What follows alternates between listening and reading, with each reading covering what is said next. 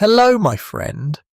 Tonight we wander beside the oldest rivers humanity remembers, where dark water curls beneath silver moonlight and the reeds whisper softly against slow-moving currents. The air smells faintly of wet earth smoke and river clay. Somewhere beyond the mist, temple fires glow like sleepy stars beside the water. You stand at the beginning of memory itself, long before marble empires, long before iron swords, long before maps carried borders across the world. Here, people look toward the rivers and believe something vast is listening. So before you get comfortable, take a moment to like the video and subscribe, but only if you genuinely enjoy what I do here. And while you settle in tonight, perhaps beneath a blanket or near a dim lamp, leave a comment sharing your location and local time. There is something strangely comforting about knowing where everyone is listening from while these ancient rivers continue flowing through the dark. Your mind drifts towards southern Mesopotamia, where the Tigris and Euphrates rivers spread into wide marshlands thousands of years ago.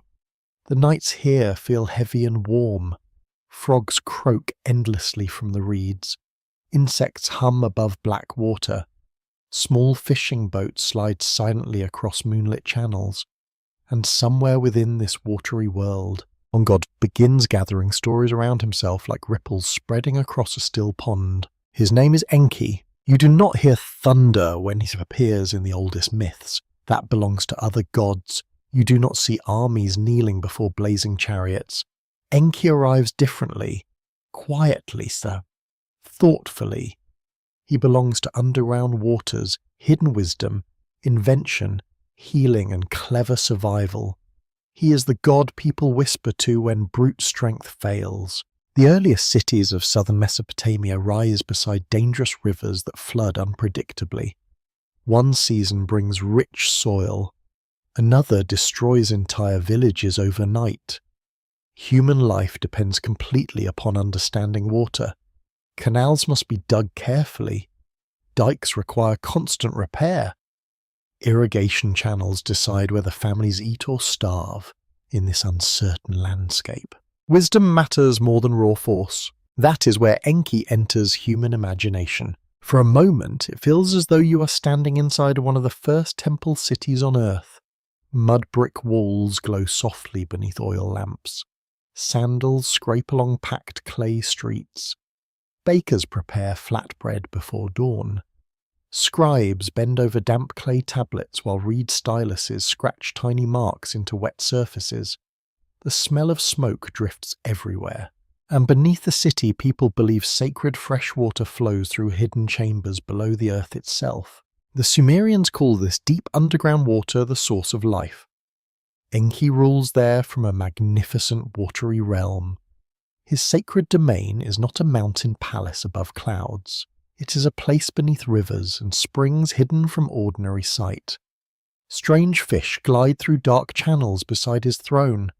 Water pours endlessly from sacred jars. Every canal, every marsh, every life-giving stream carries his invisible blessing. Records discovered by archaeologists confirm that some of humanity's earliest urban settlements developed in southern Mesopotamia nearly 6,000 years ago. Research from universities including Oxford and the University of Chicago supports the idea that sophisticated irrigation systems transformed these settlements into organized cities. Yet ancient people did not separate engineering from spirituality. To them, successful irrigation reflected divine order itself. So when canals flowed properly, Enki smiled. When floods destroyed harvests, perhaps something deeper had gone wrong. A distant dog barks somewhere across the sleeping city. The sound fades quickly. You continue walking through narrow streets while temple musicians softly play stringed instruments near a shrine entrance. Their music rises gently into the humid night air. Nothing feels rushed here. Even history moves slowly beside these rivers. Enki himself becomes known for intelligence rather than domination. In later myths, stronger gods often react emotionally, angrily, even recklessly. Enki usually pauses first. He thinks. He negotiates. He solves impossible problems with strange creativity. Honestly, if the ancient divine world had needed someone to quietly fix a leaking roof at midnight while everyone else argued dramatically nearby, Enki probably would have arrived carrying tools. One curious footnote survives within Mesopotamian tradition. Fish and goat imagery often surround Enki in ancient art. Scholars believe these symbols reflected fertility water and adaptability. The combination seems unusual now, though ancient people rarely found symbolic creatures strange. After all, when your gods live beneath rivers and shape civilization from mud, ordinary zoological standards stop mattering fairly quickly. You move farther into the city as dawn slowly approaches. Temple workers carry baskets filled with reeds and barley. Children sleep beside rooftop gardens under woven blankets. The river keeps murmuring nearby. Everywhere you look, human survival depends upon cooperation with water. Enki becomes more than a water deity because water itself becomes more than simple nature. It is survival. It is order. It is civilization. In your ears, the echo changes into soft splashing beneath wooden docks. Fishermen prepare nets before sunrise. Their hands move automatically through practice motions learned across generations. Nearby priests whisper prayers over small bowls of river water. Tiny oil flames flicker against polished copper tools. The entire city feels suspended between practical labour and sacred mystery. Modern scholars still debate how much Enki evolved from earlier local water spirits worshipped before organised Sumerian religion fully emerged. Some historians connected with institutions like Harvard and Cambridge suggest multiple regional traditions gradually merged together over centuries. Others argue Enki already possessed a surprisingly developed identity from the earliest surviving records. The truth disappears somewhere within thousands of missing years and broken tablets. That uncertainty almost makes him feel more alive. You notice how calm these early stories remain compared with later mythologies full of apocalypse and conquest. Humanity here still feels close to nature. Rivers decide everything. Mud becomes bricks, reeds become roofs, clay becomes writing. Civilization itself seems soft around the edges, still forming carefully beneath watchful stars. And Enki watches patiently. He watches fishermen crossing dark marshes before dawn. He watches scribes pressing symbols into wet clay. He watches engineers directing water through fresh canals. Most importantly, he watches fragile humanity trying to survive. The breeze carries the scent of wet reeds across the riverbank now. Somewhere in the distance, thunder rolls faintly beyond flat horizons. The people of these ancient cities would notice that sound immediately. Storms could nourish crops or erase entire communities by morning, but beneath the uncertainty, beneath every flood and every prayer hidden, fresh water continues flowing under the earth. Quiet, ancient, constant, just like Enki himself. The night deepens gently around you as the river city settles into uneasy hours. Lamps dim behind woven reed windows. Temple singers grow quiet.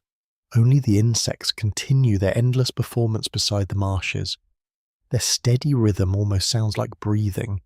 You walk slowly along a canal lined with smooth mud brick walls, and the water beside you reflects scattered stars in broken silver patterns. Somewhere beneath these canals, beneath the heavy clay streets and crowded granaries, Enki still rules his hidden waters. The ancient people believe his wisdom flows upward through springs and rivers into human life itself. Not loud wisdom, not dramatic wisdom. The kind that arrives quietly while someone repairs a cracked irrigation gate before sunrise. The kind that teaches a farmer exactly when to plant barley after a difficult flood season. Enki becomes the patron of careful thinking in a dangerous world. And dangerous it certainly is. Southern Mesopotamia offers rich farmland, but only after exhausting labour reshapes the land completely. Marshes must be drained carefully. Water channels clog constantly with mud and reeds. Salt slowly gathers in overworked soil beneath the burning sun. One mistake during flood season can destroy years of effort. Civilization here balances delicately upon engineering patience and cooperation. You feel the rough wooden railing of a canal bridge beneath your fingers. Below, black water moves slowly through narrow channels toward distant fields. The air smells faintly of damp reeds and wood smoke. Somewhere nearby, an exhausted donkey shifts in its sleep. Enki understands this fragile balance better than any other god. Unlike divine rulers associated with war or conquest, Enki belongs to adaptation. He survives through intelligence rather than force. In many surviving myths, stronger gods make grand demands while Enki quietly solves the resulting disasters afterward. Honestly, the divine family gatherings in Mesopotamian mythology must have been exhausting. Half the gods threaten cosmic destruction, while Enki appears nearby carrying practical advice and emotional damage control. Your mind drifts farther back into mythic time beyond ordinary human history. According to Sumerian tradition, the universe itself begins separating into distinct realms. The heavens rise above, the earth spreads below. Deep fresh water gathers beneath everything like a hidden ocean supporting existence. Enki claims this mysterious underground realm as his sacred domain. The soundscape changes around you now. Water drips slowly through stone channels somewhere in darkness. Wind brushes softly across hanging reed mats. The city sleeps, yet sacred spaces remain awake through the night. Priests maintain eternal lamps inside temple chambers dedicated to powerful gods. Enki receives offerings of fish, bread, beer, and fragrant oils beside sacred pools. Records from ancient temple complexes confirm that water rituals played a central role in Mesopotamian religious life. Archaeological studies connected with Yale University and the University of California suggest purification ceremonies often involved sacred water basins linked symbolically to divine underground springs. To ancient worshippers, water carried spiritual meaning beyond physical necessity. Clean water meant order, flowing water meant blessing. Stagnant water carried danger. You continue walking while dawn remains distant. The stars above Mesopotamia appear unusually bright without modern city lights. Ancient astronomers spend countless nights studying these skies from temple rooftops. Priests record planetary movements carefully onto clay tablets. Yet even while the heavens fascinate them daily, survival always returns humanity to water and soil. That practical connection shapes Enki's identity deeply. One scandalous aside from later myths describes Enki enjoying feasts and strong drink, perhaps a little too enthusiastically. Ancient storytellers clearly appreciated gods with recognizable flaws. Divine perfection feels distant. Divine personality feels relatable. Enki occasionally behaves impulsively, sometimes embarrassingly so, though his intelligence usually rescues him before complete disaster arrives. Usually, the city around you begins stirring faintly. Bakers relight ovens before sunrise. You smell warm grain and ash drifting through narrow streets. Somewhere a child cries briefly before falling silent again. Human life continues steadily beside these rivers generation after generation, and Enki watches all of it. For a moment it feels as though you are entering one of his great temples near the ancient city of Eridu, often considered among the earliest cities in southern Mesopotamia. The temple walls glow softly beneath torchlight. Priests move quietly through cool corridors carrying polished copper vessels filled with sacred water. Fish motifs decorate ceremonial basins. Reed patterns cover painted walls.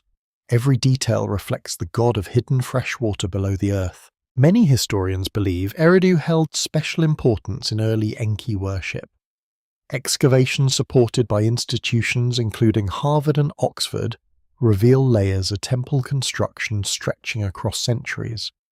Each generation rebuilds the sacred structures carefully atop older foundations, preserving continuity with the distant past. Even ruins become sacred through memory. No agreement has been reached on whether Eridu truly represents the oldest continuously occupied city in southern Mesopotamia, though scholars frequently place it among the earliest urban centers humanity developed. Ancient myths certainly treat the city with extraordinary reverence. In some traditions, civilization itself begins there beneath Enki's protection. You pause beside a sacred pool reflecting flickering firelight. The water remains perfectly still. Priests believe this calm surface mirrors the deep underground realm where Enki gathers wisdom unavailable to ordinary minds. Questions about lore, agriculture, healing, and survival eventually lead back toward him, not because he controls everything, because he understands connections. Water connects fields to harvests, canals connect cities to trade, writing connects memory to power, wisdom connects survival to civilization. The farther humanity advances, the more essential Enki becomes. A soft breeze enters the temple courtyard, carrying the scent of river mud after distant rain. Somewhere beyond the walls, frogs croak endlessly within marsh reeds. Ancient Mesopotamians never fully separate nature from divinity. Rivers breathe with spiritual presence. Storms carry emotion. Underground springs whisper with sacred intention. And hidden beneath all visible things, Enki waits patiently in darkness filled with fresh water. Scholars still bicker over how literally ancient worshippers understood these myths. Some argue educated priests recognize symbolic meaning within the stories. Others believe divine realms felt completely real to ordinary people navigating uncertain lives beside unpredictable rivers. Perhaps both interpretations existed simultaneously. Human belief rarely fits neatly into modern categories. The first pale light of dawn now touches distant canals. Workers begin opening irrigation gates carefully before sunrise heat arrives. Temple bells echo softly across the city. Birds circle above reed marshes searching for fish in shallow water. Civilization awakens again, and beneath every movement, every prayer, every turning water wheel, Enki's invisible rivers continue flowing upward through the foundations of human life itself. Quietly, steadily, always, morning mist hangs low across the marshes while the first sunlight spreads slowly over southern Mesopotamia. The canals glow pale gold beneath quiet skies. Workers move through wet fields carrying baskets of seed grain against their hips. Water birds rise suddenly from the reeds with soft beating wings. Somewhere nearby, fresh bread crackles beside clay ovens warming for the day. You continue drifting through this ancient world where gods feel close enough to touch. The stories surrounding Enki grow stranger now and far more important. Humanity itself is about to enter the picture. At first, according to old Mesopotamian traditions, the gods perform labor personally. They dig canals, they shape riverbanks, they maintain the difficult balance between fertile land and destructive floodwaters. Divine work sounds suspiciously exhausting. Even immortal beings eventually grow tired of hauling mud beneath a relentless sun. And tired gods, as history repeatedly proves, tend to make complicated decisions. Your mind settles beside a sacred fire within a temple courtyard. Priests feed fragrant reeds into glowing embers while chanting softly near polished water basins. The air smells of smoke, clay, and damp earth after irrigation. Nearby scribes prepare fresh tablets from river mud mixed carefully by hand. These tablets will preserve stories long after entire kingdom vanish beneath sand. One of those stories tells how the lesser gods finally rebel against endless labor. They grow weary maintaining canals and agricultural systems for the universe itself. Their frustration spreads quietly at first. Then openly. Eventually divine order trembles beneath exhaustion and resentment. Enki listens carefully. Unlike many gods, he hears complaints before dismissing them. For a moment, it feels as though you are standing inside a gathering of divine powers beneath flickering torchlight. Angry voices echo against stone walls. Some demand punishment. Others demand obedience. The entire cosmic system threatens collapse. Then Enki proposes something radical. Create humanity. Not as slaves exactly, though. Ancient mythology rarely offers modern workplace protections. Humanity will share labor with the gods by cultivating fields, maintaining cities, preparing offerings, and sustaining civilization itself. Humans become caretakers within a sacred partnership between earthly survival and divine order. The details vary across surviving myths, but several traditions describe humanity being formed from clay mixed with divine essence. River mud becomes living flesh beneath sacred hands, The symbolism feels perfect for Mesopotamia. Everything important already comes from clay. Bricks build cities, tablets preserve memory, pottery stores grain. Now humanity itself rises from the same fertile earth beside the rivers. Records preserved on cuneiform tablets confirm that Mesopotamian creation stories often connected humanity directly with agricultural labour and divine service. Research associated with the institutions, including Stanford University and Yale, notes how closely these myths reflect the realities of early urban civilization, where irrigation systems demanded constant collective effort. Human beings exist because civilization requires cooperation, at least according to these ancient stories. You kneel beside the riverbank now, letting cool mud slide gently through your fingers. The clay feels smooth and heavy with moisture. Thousands of years ago, people standing beside these same rivers may have imagined their own origins within material exactly like this. Not distant stars, not abstract philosophy. Wet earth shaped carefully by divine intelligence. Enki's role in humanity's creation becomes deeply important because it reflects his character perfectly. He does not simply command from above. He invents solutions. He notices suffering. He responds creatively when systems begin failing. Oddly enough, later myths sometimes portray Enki showing greater compassion toward humanity than many other gods. While divine rulers elsewhere demand obedience through fear, Enki repeatedly acts to preserve human survival, even when heavenly authorities disagree.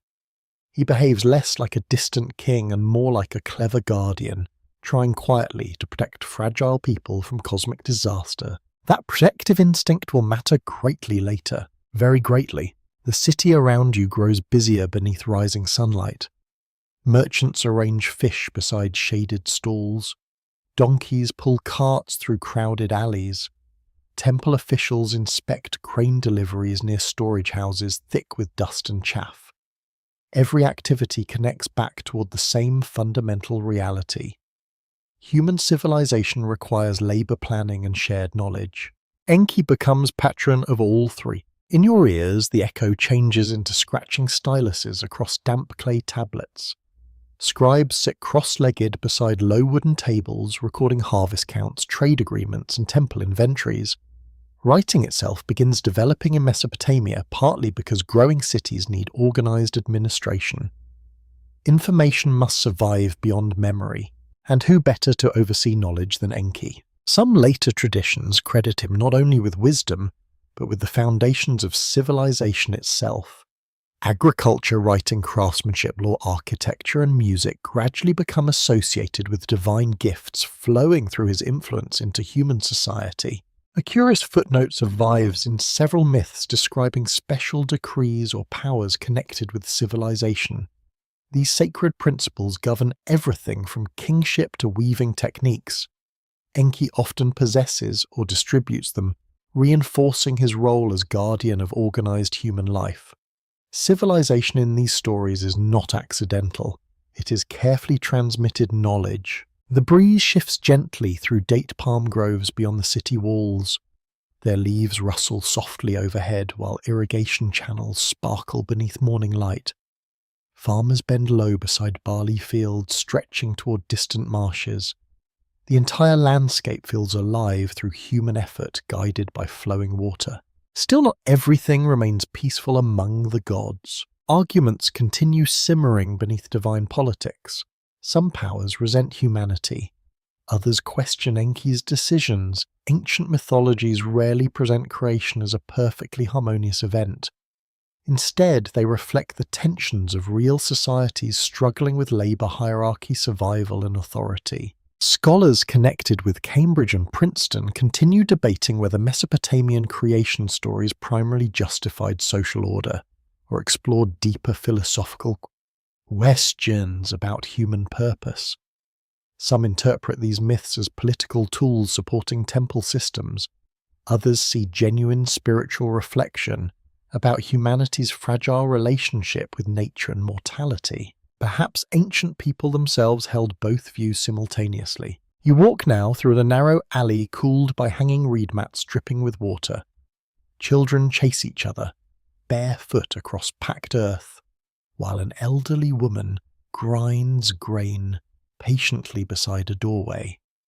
Life feels ordinary here, intimate, human, and that may be Enki's greatest legacy. Unlike distant cosmic gods ruling from unreachable heavens, Enki remains connected to practical daily existence. He belongs to canals, workshops, gardens, kitchens, libraries, and muddy riverbanks. Civilization itself becomes sacred through his presence. The sun climbs higher above Mesopotamia now. Temple bells sound faintly across the city. Workers continue repairing canal walls before afternoon heat grows unbearable. Somewhere deep beneath the earth, hidden, fresh water still moves silently through darkness beneath human feet. The same waters from which Enki shaped wisdom. The same clay from which humanity first emerged. The same rivers carrying civilization slowly forward into history. The heat of afternoon settles gently across the river plains while dragonflies skim low above irrigation canals. Date palms sway lazily beside muddy embankments. Farmers pause beneath woven shade covers to drink cool water from clay jars darkened by evaporation.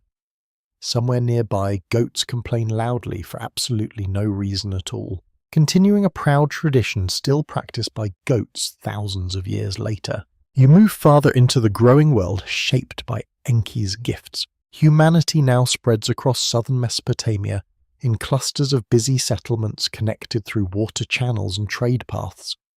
The earliest cities expand slowly beside fertile floodplains. Mud brick homes rise beside workshops filled with potters, weavers, brewers, and metalworkers. Smoke drifts upward from cooking fires in soft grey ribbons. Everywhere you look, civilization feels young but determined, and beneath every achievement flows water directed through human hands. Enki's influence deepens during this period because survival depends increasingly upon organized knowledge. Farmers must understand seasonal flooding. Builders require measurements and planning. Priests track calendars carefully. Scribes preserve agreements on clay tablets. Civilization becomes less about wandering survival and more about permanent systems holding thousands of people together. That transformation changes humanity forever. Your mind drifts toward broad, cultivated fields shimmering beneath afternoon light. Barley waves softly in the breeze beside irrigation ditches alive with frogs and insects. Workers repair small canal gates using reeds, mud plaster, and wooden tools worn smooth through years of labor. The smell of wet soil rises warmly beneath the sun. To ancient Mesopotamians, this abundance never feels automatic. It feels earned. It feels sacred. Records from early Sumerian settlements confirm that sophisticated irrigation agriculture supported dramatic urban growth across southern Mesopotamia. Research linked with the University of California and Oxford demonstrates how canal management allowed dense populations to survive within otherwise harsh environments. Without controlled water systems, large cities could not exist there for long. So naturally, Enki becomes associated with prosperity itself, not wealth in the modern sense. More fundamental than that, he represents functioning civilization, flowing canals, healthy crops, stable homes, communities surviving another difficult season together. For a moment, it feels as though you are entering a lively marketplace near the city of Eridu. Merchants call softly from shaded stalls covered with woven reed awnings. Fish glisten atop wet baskets packed with river reeds. Copper tools catch sunlight beside jars of fragrant oil and carefully folded wool cloth.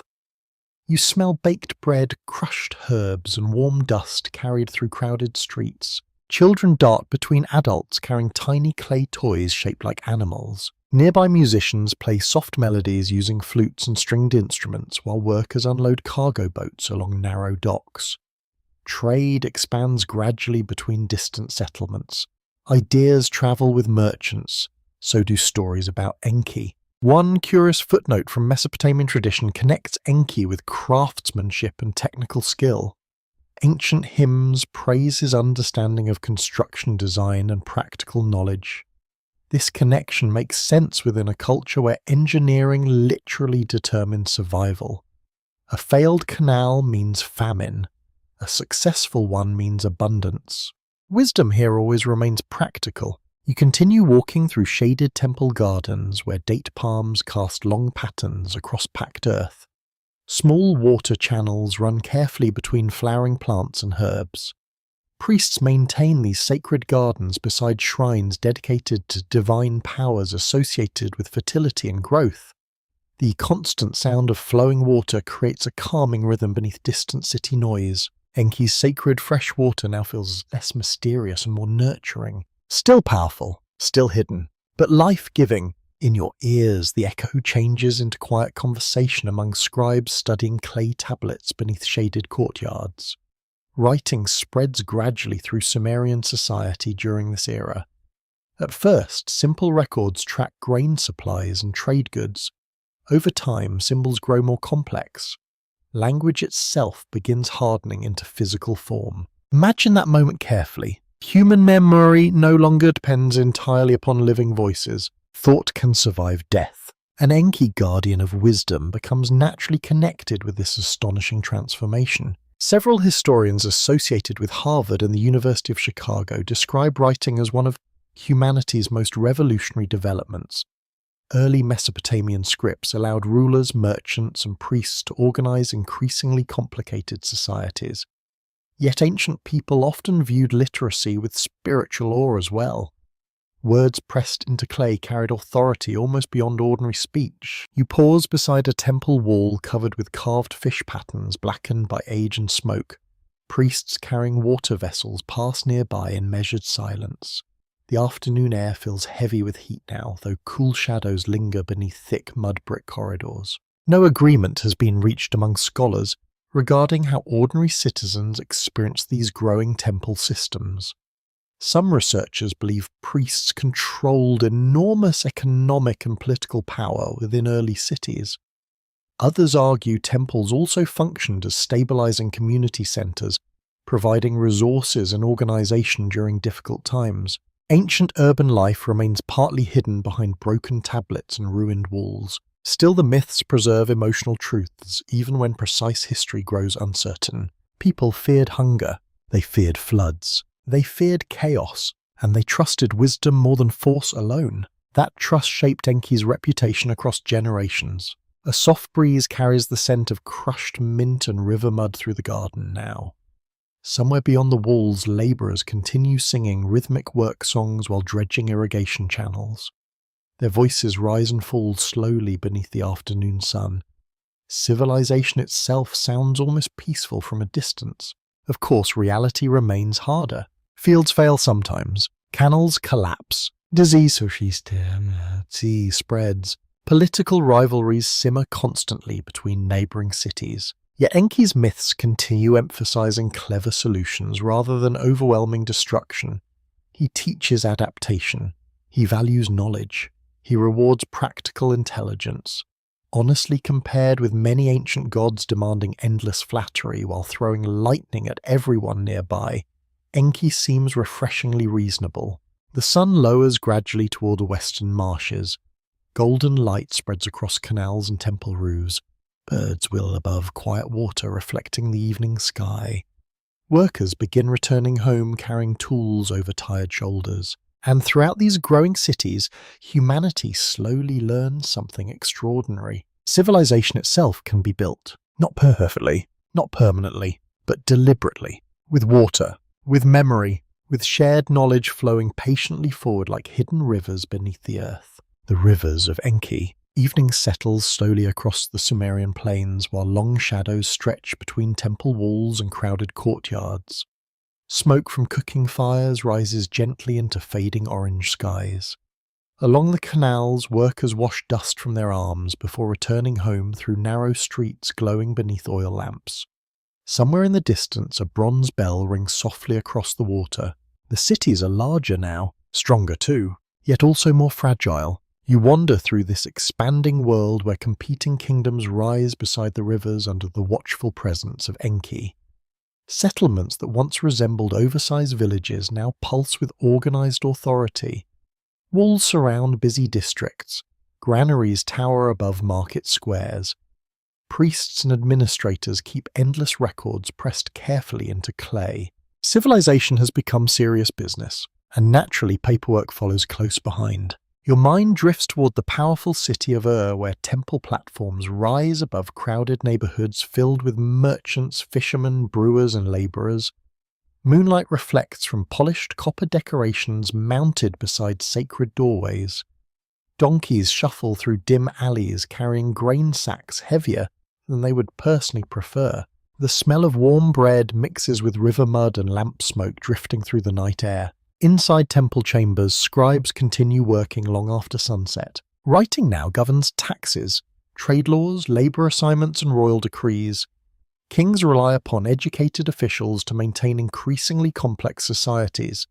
Every harvest must be counted, every canal repaired, every shipment recorded. Civilization expands through systems invisible to ordinary eyes, and Enki remains woven through all of it, not always openly, sometimes quietly beneath the surface, like groundwater beneath dry soil. Records discovered across Mesopotamian cities confirm that organized legal and administrative systems became highly sophisticated during the 3rd millennium before the Common Era. Research connected with Princeton and Yale indicates that scribal education formed the backbone of government administration. Literacy remained rare, but those who mastered it possessed enormous influence. Knowledge becomes power long before modern times. You enter a cool archive room where shelves overflow with clay tablets drying carefully in rows. The air smells dusty and dry compared with the humid canals outside. Young apprentice scribes kneel beside teachers while practicing symbols repeatedly across wet clay. Mistakes are smoothed flat and rewritten patiently. Some lessons concern mathematics. Others concern trade agreements. Many preserve myths and hymns dedicated to the gods. Enki appears frequently within these texts as patron of wisdom language and proper order. He becomes associated not merely with survival now, but with refinement. Civilization evolves beyond basic agriculture into culture, law, scholarship, and artistic expression. One scandalous aside from surviving myth suggests divine beings occasionally stole sacred powers or ceremonial knowledge from one another. The stories treat civilization almost like dangerous treasure. Writing, kingship, music, craftsmanship, and ritual authority all carry spiritual weight. Whoever controls them influences society itself. Honestly, ancient mythology sometimes resembles a cosmic office drama involving magical paperwork and catastrophic emotional reactions. Still beneath the humour lies something deeply important. People understood that knowledge shaped history. For a moment, it feels as though you are attending a royal ceremony beneath towering temple walls covered in painted symbols. Musicians perform beside torchlit stairways, while priests pour sacred water over carved stone altars. The ruler stands wrapped in embroidered wool garments, heavy with gold ornaments and lapis decorations imported through distant trade routes. Kings increasingly claim divine support to strengthen political authority, and wise rulers often associate themselves with Enki, not because he represents conquest, because he represents legitimacy through wisdom. Several inscriptions from Mesopotamian rulers emphasize justice, irrigation projects, temple restoration, and social order rather than military victory alone. Historians from Stanford and the University of Chicago note that successful kings needed practical competence alongside religious authority. A ruler unable to maintain canals risked famine and rebellion quickly. Water remains more powerful than armies. You walk now beside a massive canal reflecting starlight across dark moving currents. Cargo boats drift slowly through the city carrying timber, stone, grain, wool, and copper from distant regions. Trade networks spread astonishingly far for the ancient world. Mesopotamian merchants exchange goods with lands hundreds of miles away, and with trade comes cultural exchange. Stories travel, beliefs evolve. Enki's influence stretches gradually beyond local worship toward broader mythological importance. A curious footnote preserved within certain hymns praises Enki as organizer of human professions themselves. Builders, fishermen, shepherds, potters, and musicians all receive defined roles within society through divine order. Ancient civilization depends upon specialization. No single person can manage everything alone anymore. That realization changes humanity profoundly. In your ears, the echo changes into steady hammering from bronze workshops near the riverfront. Sparks leap briefly through darkness, while craftsmen shape tools and ceremonial objects beside glowing furnaces. Apprentices pump leather bellows rhythmically as molten metal shines orange beneath the night sky. Craftsmanship itself becomes sacred labor. Scholars continue debating how centralized political power truly functioned across early Mesopotamian cities. Some researchers connected with Harvard argue temple institutions dominated urban economies extensively. Others believe merchant families and local authorities maintained greater independence than earlier historians assumed. The surviving evidence remains incomplete, fragmented across thousands of tablets and archaeological layers. Yet ordinary life continues vividly through the ruins. You can almost hear it. Sandals scraping stone streets, market sellers arguing over fish prices, children laughing beside irrigation channels, priests chanting softly before dawn rituals. Enki's mythology survives because it remains grounded in that human world. His wisdom matters practically. He protects systems, allowing communities to function despite floods, droughts, to rival kingdoms and the uncertain harvests. The night breeze cools the city gradually now. Palm leaves rustle overhead while distant temple fires flicker against the darkness. Somewhere beyond the walls, jackals cry faintly across empty fields silvered by moonlight. You pause beside flowing water once more. Always the water, always moving, always connecting one generation to another. The kings will fade eventually. The walls will crumble, even mighty temples will sink beneath drifting sand, but the rivers continue carrying memory forward through time, and somewhere within those currents Enki's quiet wisdom still lingers beside the foundations of civilization itself. Night rain begins falling softly across the river plains, tapping gently against reed roofs and dark canal water. The streets shine beneath scattered torchlight while thin streams gather along worn brick pathways. Somewhere nearby, a wooden shutter creaks slowly in the wind. The city feels quieter tonight, almost cautious, as though ancient secrets are listening from beneath the earth. You continue deeper into Enki's world, where wisdom no longer appears simple or entirely safe, because knowledge changes people. And in the oldest Mesopotamian stories, sacred knowledge carries immense power. Your mind drifts toward hidden chambers beneath a great temple complex. Oil lamps flicker weakly against damp stone walls decorated with fish symbols and flowing water patterns. Priests move carefully through narrow corridors carrying sealed jars and clay tablets wrapped in cloth. The air smells of wet clay smoke and faint traces of incense lingering in the darkness. These underground spaces symbolize more than storage rooms. They represent hidden understanding itself. Enki becomes guardian of mysteries connected with civilization, fate, ritual, authority, craftsmanship, and divine order. Certain myths describe sacred powers entrusted to him alone. These powers govern nearly every aspect of organized human life. Kingship, music, truth, law, metalworking, scribal arts, temple rites. Civilization, according to these traditions, is not random progress. It is carefully protected knowledge. Records preserved on Sumerian tablets reveal extensive religious and ceremonial systems surrounding kingship, temples, and social structure.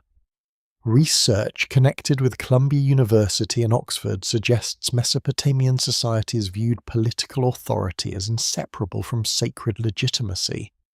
Divine approval mattered enormously within public life, and Enki stands near the center of that relationship. Not because he rules openly above all gods, because he understands the hidden system beneath visible order. For a moment, it feels as though you are standing inside a sacred archive where senior priests whisper over ancient tablets few ordinary citizens ever see.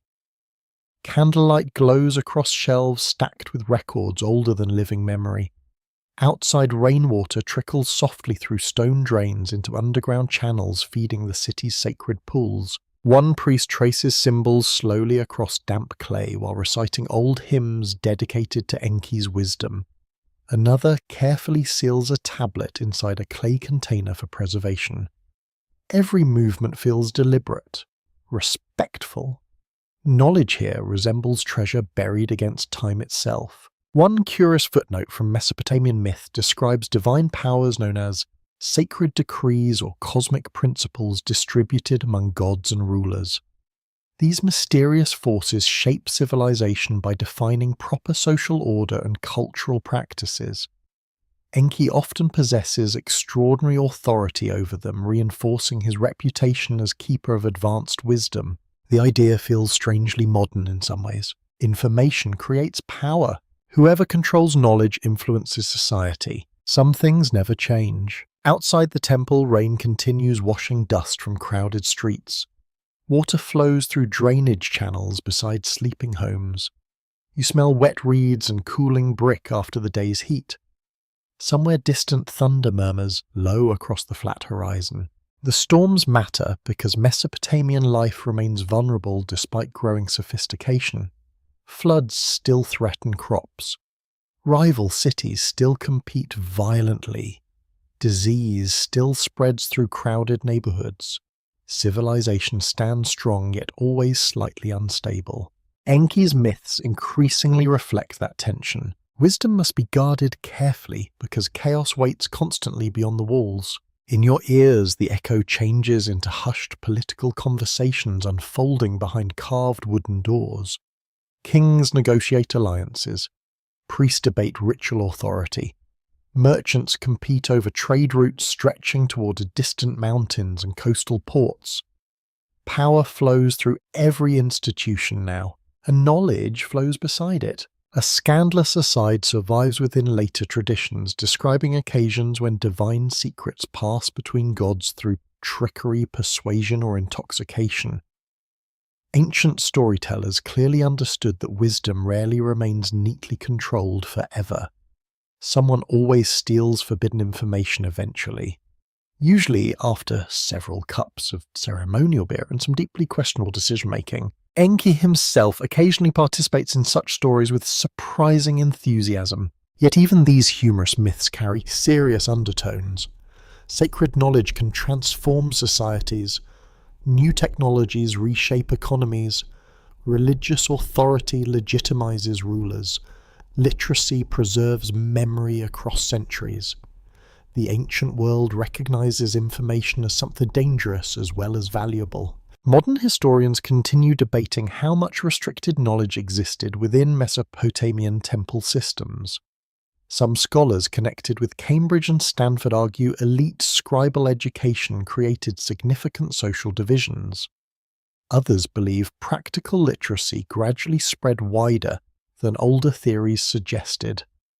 The surviving evidence offers only partial glimpses into daily reality. Still, the atmosphere of guarded wisdom remains unmistakable within the myths. You walk now beside a quiet courtyard where rainwater drips steadily from stone gutters into shallow pools below. Temple musicians sleep beneath covered walkways beside their instruments wrapped carefully against moisture.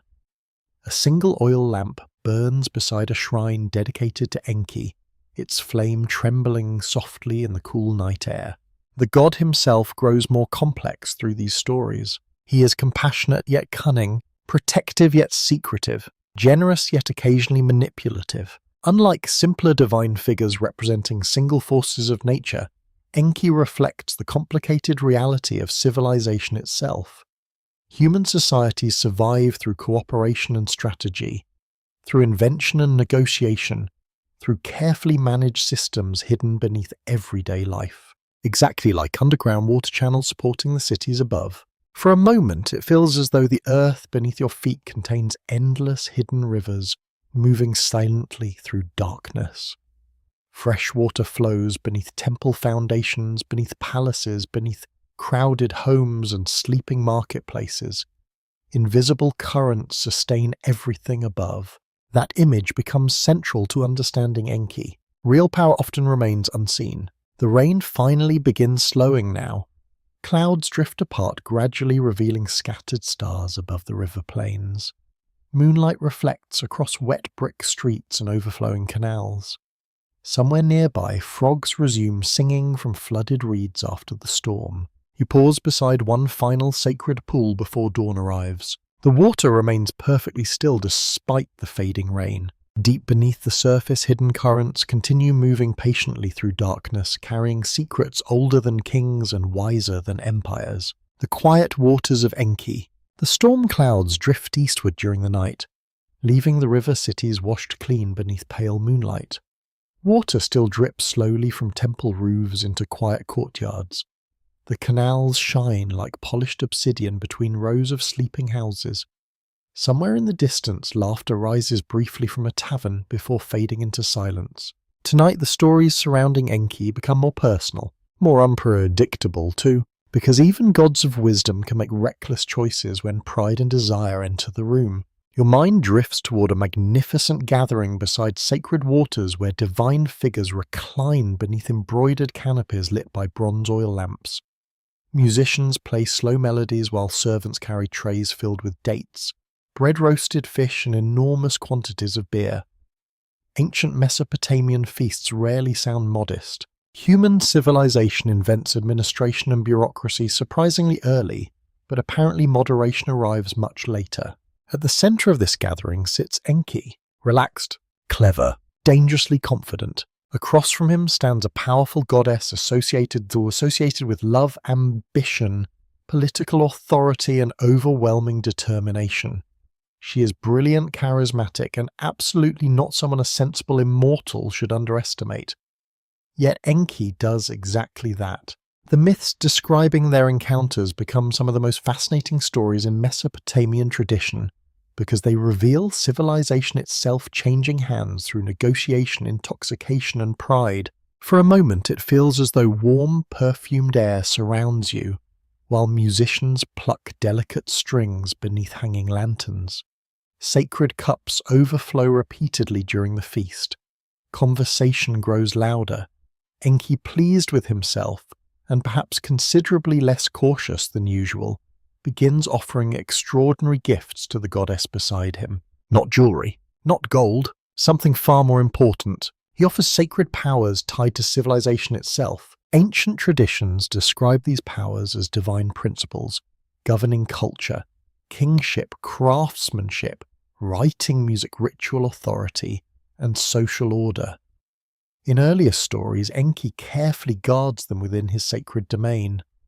But during this famous encounter, he gradually hands them away one by one. The scene feels strangely human despite its cosmic swirl. Too much confidence. Too much drink.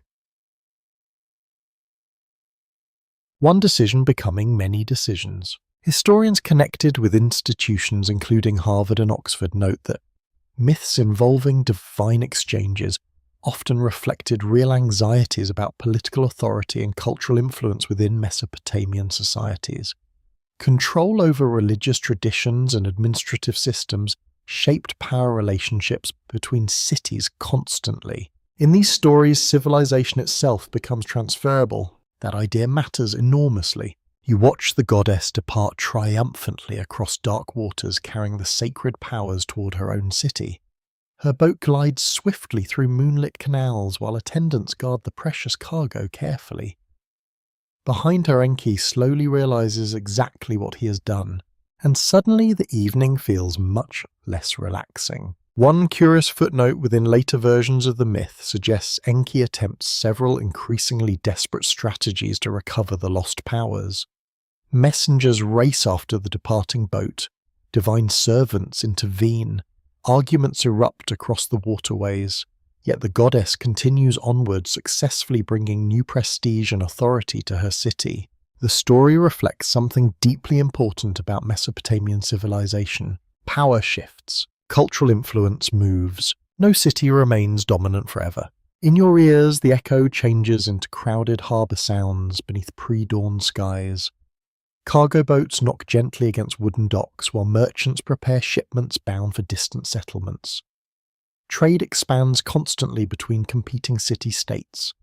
Along with goods come religious practices, technologies, artistic styles, and political ideas. Civilization spreads through exchange, sometimes peacefully, sometimes through rivalry. Enki's role within these myths reveals his complexity beautifully. He remains wise yet imperfect, powerful yet vulnerable to manipulation. Ancient audiences likely found such stories entertaining but also meaningful. Intelligence alone does not guarantee control. Even guardians of knowledge can lose what they value through carelessness. Honestly, humanity has preserved that lesson with remarkable consistency across history. You continue walking through a riverside district where artisans shape pottery beside open workshops smelling of wet clay and kiln smoke. Women weave wool cloth beneath shaded awnings, while children carry water jars carefully through narrow alleys. The city feels alive with specialized labor supported by expanding networks of knowledge and trade. Those sacred powers from the myths now seem visible everywhere.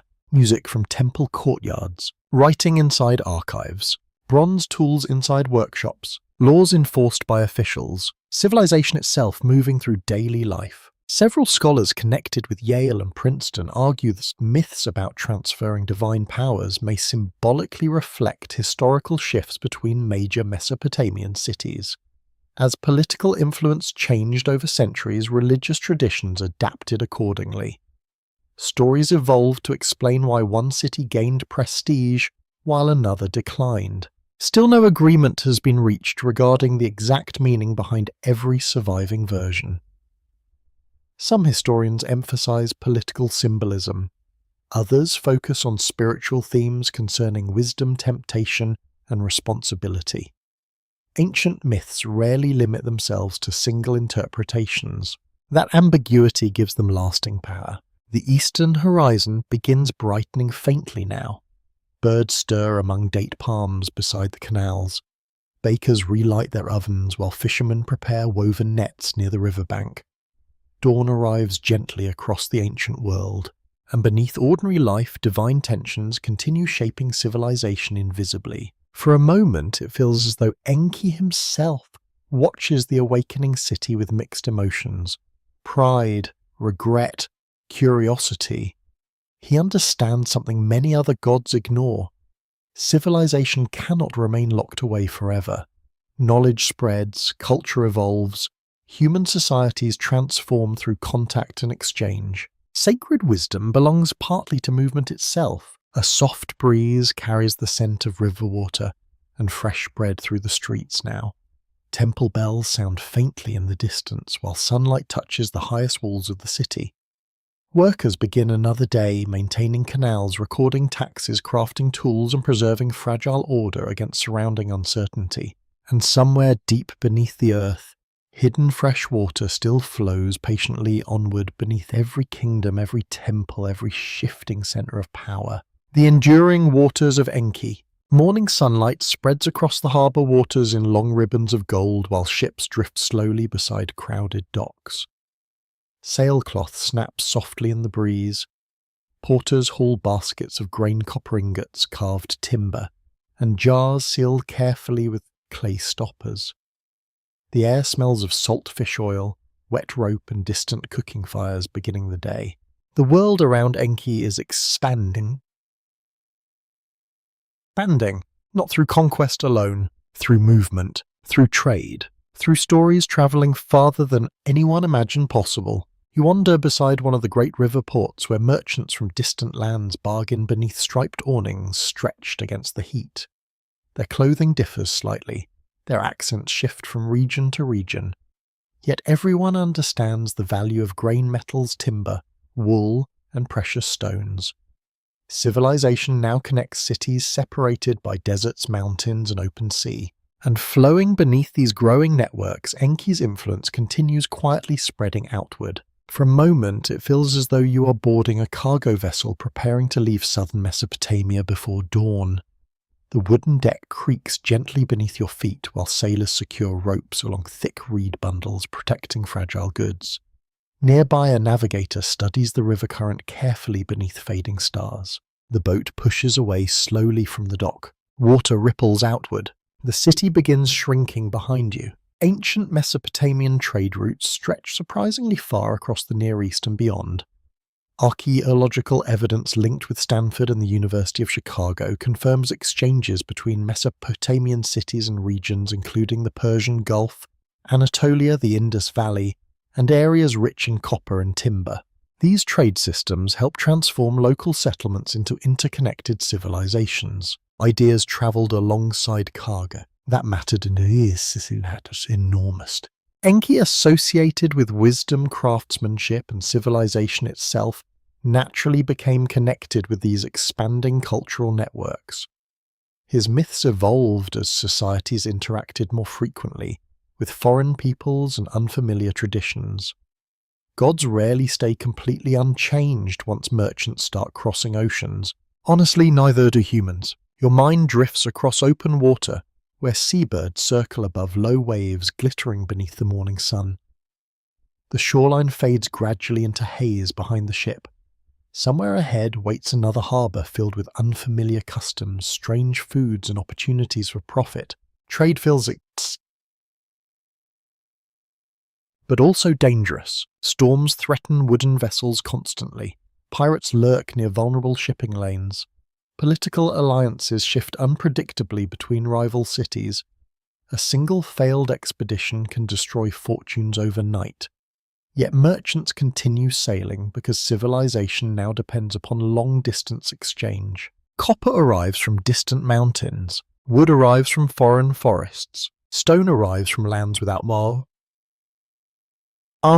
Mesopotamia itself lacks many natural resources, forcing its cities outward toward broader networks of cooperation and competition. One curious footnote preserved in ancient records mentions merchants offering gifts and prayers to divine protectors before major voyages. Water gods received particular attention for obvious reasons. When your cargo ship resembles a floating bundle of optimism tied together with rope and hope, divine assistance suddenly feels very appealing. You stand near the prow while warm wind moves across the river mouth toward open sea. Sailors sing rhythmic work songs while adjusting woven sails overhead. Below-deck jars filled with oil and grain knock softly together with each wave. The sound feels almost hypnotic. In your ears, the echo changes into bustling market conversations unfolding inside distant coastal settlements influenced gradually by Mesopotamian culture. Foreign artisans adopt new techniques. Local rulers imitate administrative systems seen in powerful river cities. Writing spreads unevenly between regions. Religious symbols travel across enormous distances carved into seals, jewelry, and ceremonial objects. Civilization now behaves like water itself, flowing outward, adapting constantly, reshaping everything it touches. Records confirm that Mesopotamian cylinder seals and artistic styles appeared far beyond southern river cities during periods of intense trade activity. Research connected with Harvard and Cambridge suggests commercial exchange played a major role in spreading technological and cultural innovations throughout the ancient Near East. Yet scholars still debate how deeply Mesopotamian influence transformed neighbouring societies. Some historians argue trade created widespread cultural blending. Others caution against imagining a single dominant civilization controlling every exchange. Ancient interactions remained complicated, regional, and constantly changing. The truth likely rests somewhere between those extremes. You arrive now at a lively foreign harbour, where unfamiliar dialects mix beside crowded piers. Merchants unload cargo beneath bright awnings, while scribes record transactions carefully onto clay tablets. Incense smoke drifts through warm air scented with spices and sea salt. And everywhere stories move alongside commerce. Tales of mighty cities, tales of strange gods, tales of Enki, guardian of wisdom and flowing waters. A scandalous aside from certain traditions suggests ancient merchants occasionally exaggerated both their wealth and their adventures quite dramatically upon returning home. Human beings apparently invent impressive storytelling almost immediately after inventing international trade. Some things remain beautifully predictable across thousands of years. Still, those stories matter. Myths survive because people carry them. Sailors whisper prayers during storms. Travelers exchange legends beside fires. Foreign rulers adopt prestigious symbols from distant powers. Enki's identity expands gradually through these encounters. He becomes more than a local water deity tied to specific marshlands. He represents sophisticated civilization itself, intelligence, adaptation, technical skill, cultural refinement. The sun climbs higher now above shimmering harbour waters. Bronze tools flash brightly beneath the light while gulls cry overhead searching for scraps along crowded docks. Workers sweat beneath heavy cargo loads. Merchants negotiate endlessly beneath woven shade covers. Everywhere you look, civilization depends upon movement. Of goods, of ideas, of people willing to cross uncertain distances. And beneath it all flows water connecting every harbour, canal, river and coastline into one vast living network.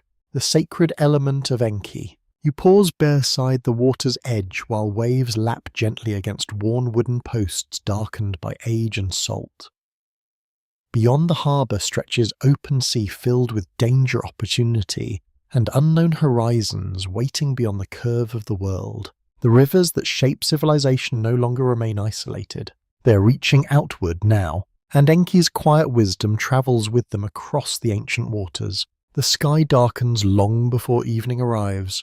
Heavy clouds gather above the river plains in slow-moving layers of grey and deep blue. The wind changes direction suddenly, carrying the sharp scent of rain across the canals. Fishermen glance upward with uneasy expressions while market workers hurry to secure baskets beneath reed coverings. Something feels wrong tonight. Not ordinary storm wrong. Something older, larger. You continue through the growing tension surrounding one of the most powerful stories ever connected with Enki. The peaceful rhythms of civilization begin trembling beneath divine anger. Human beings have multiplied across the earth. Cities grow noisy. Their ambitions spread. Their conflicts rise endlessly toward the heavens. And according to ancient myth, certain gods become deeply displeased. Your mind drifts into a shadowed temple chamber, lit only by trembling oil flames. Priests kneel beside sacred pools while thunder rolls faintly beyond thick mud brick walls. Water drips slowly through stone channels into underground basins connected symbolically to Enki's hidden realm.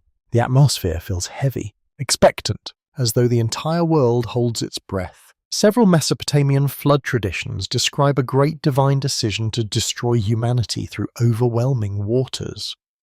The reasons vary between surviving versions. Some myths blame human noise disturbing the gods, others emphasize overpopulation disorder or broken cosmic balance.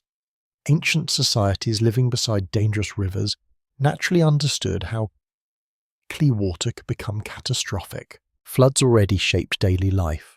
These stories simply magnified that fear into cosmic scale. Records preserved on cuneiform tablets confirm that major flood narratives existed in Mesopotamia long before similar traditions appeared elsewhere. Research connected with Oxford and Yale notes striking parallels between various ancient flood myths across the Near East, though each culture adapted the stories differently over time.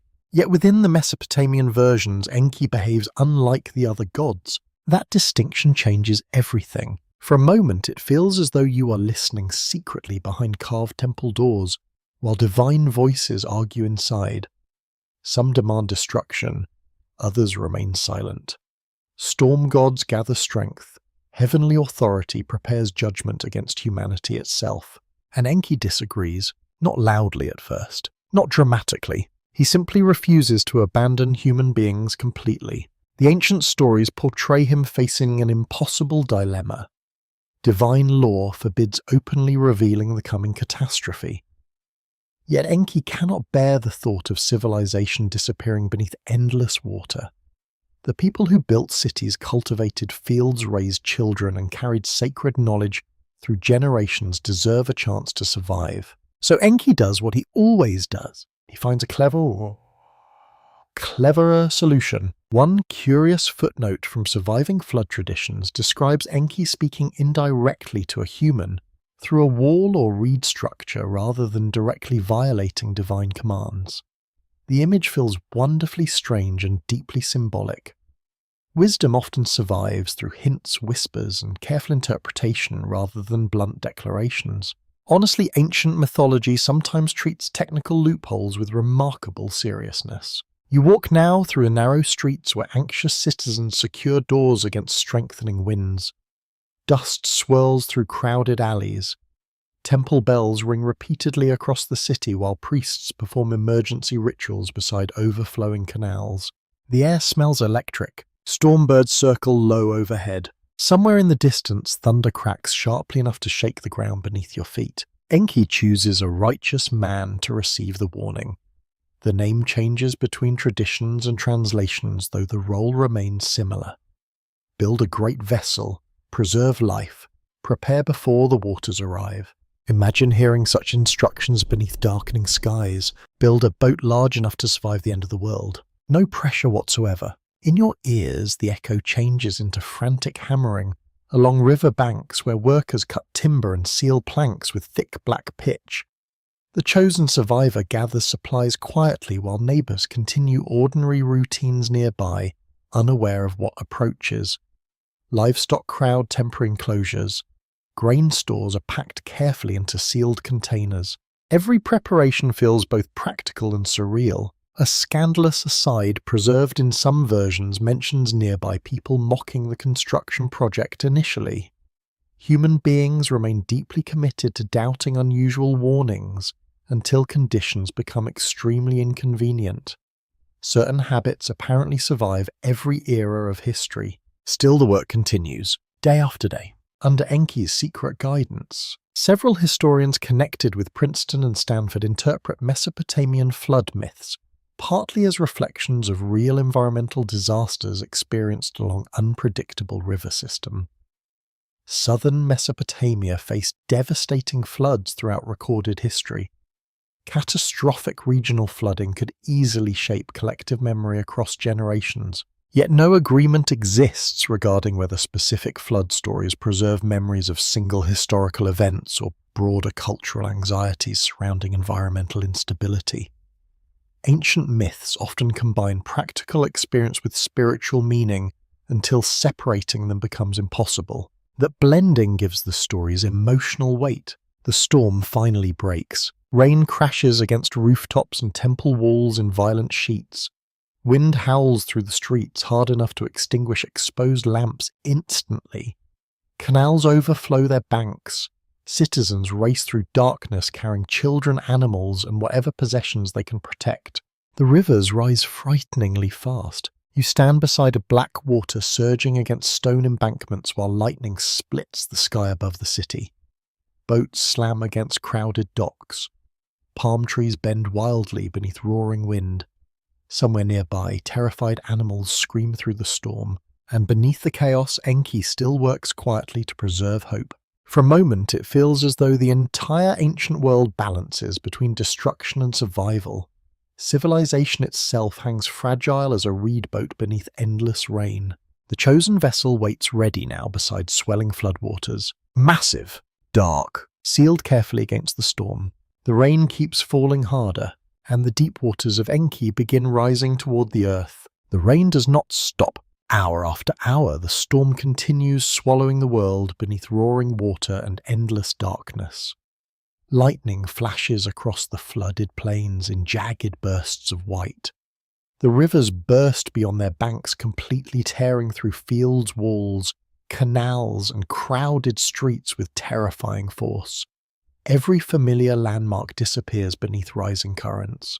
You stand inside the great vessel while chaos surrounds it from every direction. The wooden hull groans heavily beneath crashing waves. Rain hammers against sealed planks overhead like thrown stones. Animals shift nervously in crowded spaces below deck. Lantern flames tremble wildly with each violent movement of the boat. Outside, civilization itself is drowning. Your mind drifts across black floodwaters, stretching endlessly beneath storm clouds thick enough to erase the stars. Entire cities vanish beneath the surface. Temple towers collapse into swirling currents. Palm groves disappear completely beneath muddy waves carrying broken timbers, shattered pottery, and uprooted trees into darkness. The ancient flood myths spare little detail about destruction. The world becomes water again. For a moment, it feels as though you can hear terrified voices lost beneath the storm, though the wind quickly carries them away. Inside the vessel, exhausted survivors cling silently to ropes and support beams while thunder shakes the sky overhead. The air smells of wet wood, pitch, frightened animals, and human fear. And somewhere beyond the storm, Enki watches. Not triumphantly, sadly. The Mesopotamian flood traditions describe even the gods reacting emotionally to the catastrophe. Some regret the destruction once it begins. Others cower before the overwhelming force unleashed across the earth. Ancient storytellers understood something important here. Disasters rarely remain neat or controlled once released. Even divine turpentine plans can spiral beyond expectation. Records from surviving cuneiform tablets confirm that Mesopotamian flood narratives contain remarkably vivid descriptions of environmental devastation. Scholars associated with Harvard and the University of Chicago note how deeply these stories reflect the realities of river-based civilizations, vulnerable to sudden flooding and ecological instability. Water gives life, water takes life away. That balance shapes the entire mythology surrounding Enki. You steady yourself against the vessel wall while another massive wave crashes nearby.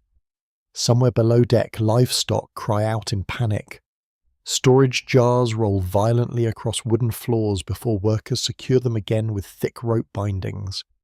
The vessel feels impossibly fragile against such enormous forces. Yet it survives, because Enki planned carefully. One curious footnote from later traditions describes the boat using layered waterproofing materials including pitch and bitumen common throughout Mesopotamia. Ancient audiences likely appreciated these technical details immediately. Survival depended upon practical engineering as much as divine guidance. Even sacred rescue operations require constant construction work. Eventually, honestly, waterproofing becomes dramatically more important when the apocalypse arrives. In your ears, the echo changes into relentless rain striking dark water without pause. Days blur together aboard the vessel. No horizon remains visible beyond the storm. Sleep comes only in brief, exhausted moments between violent movements of the boat. Food must be rationed carefully. Fear hangs constantly in the air.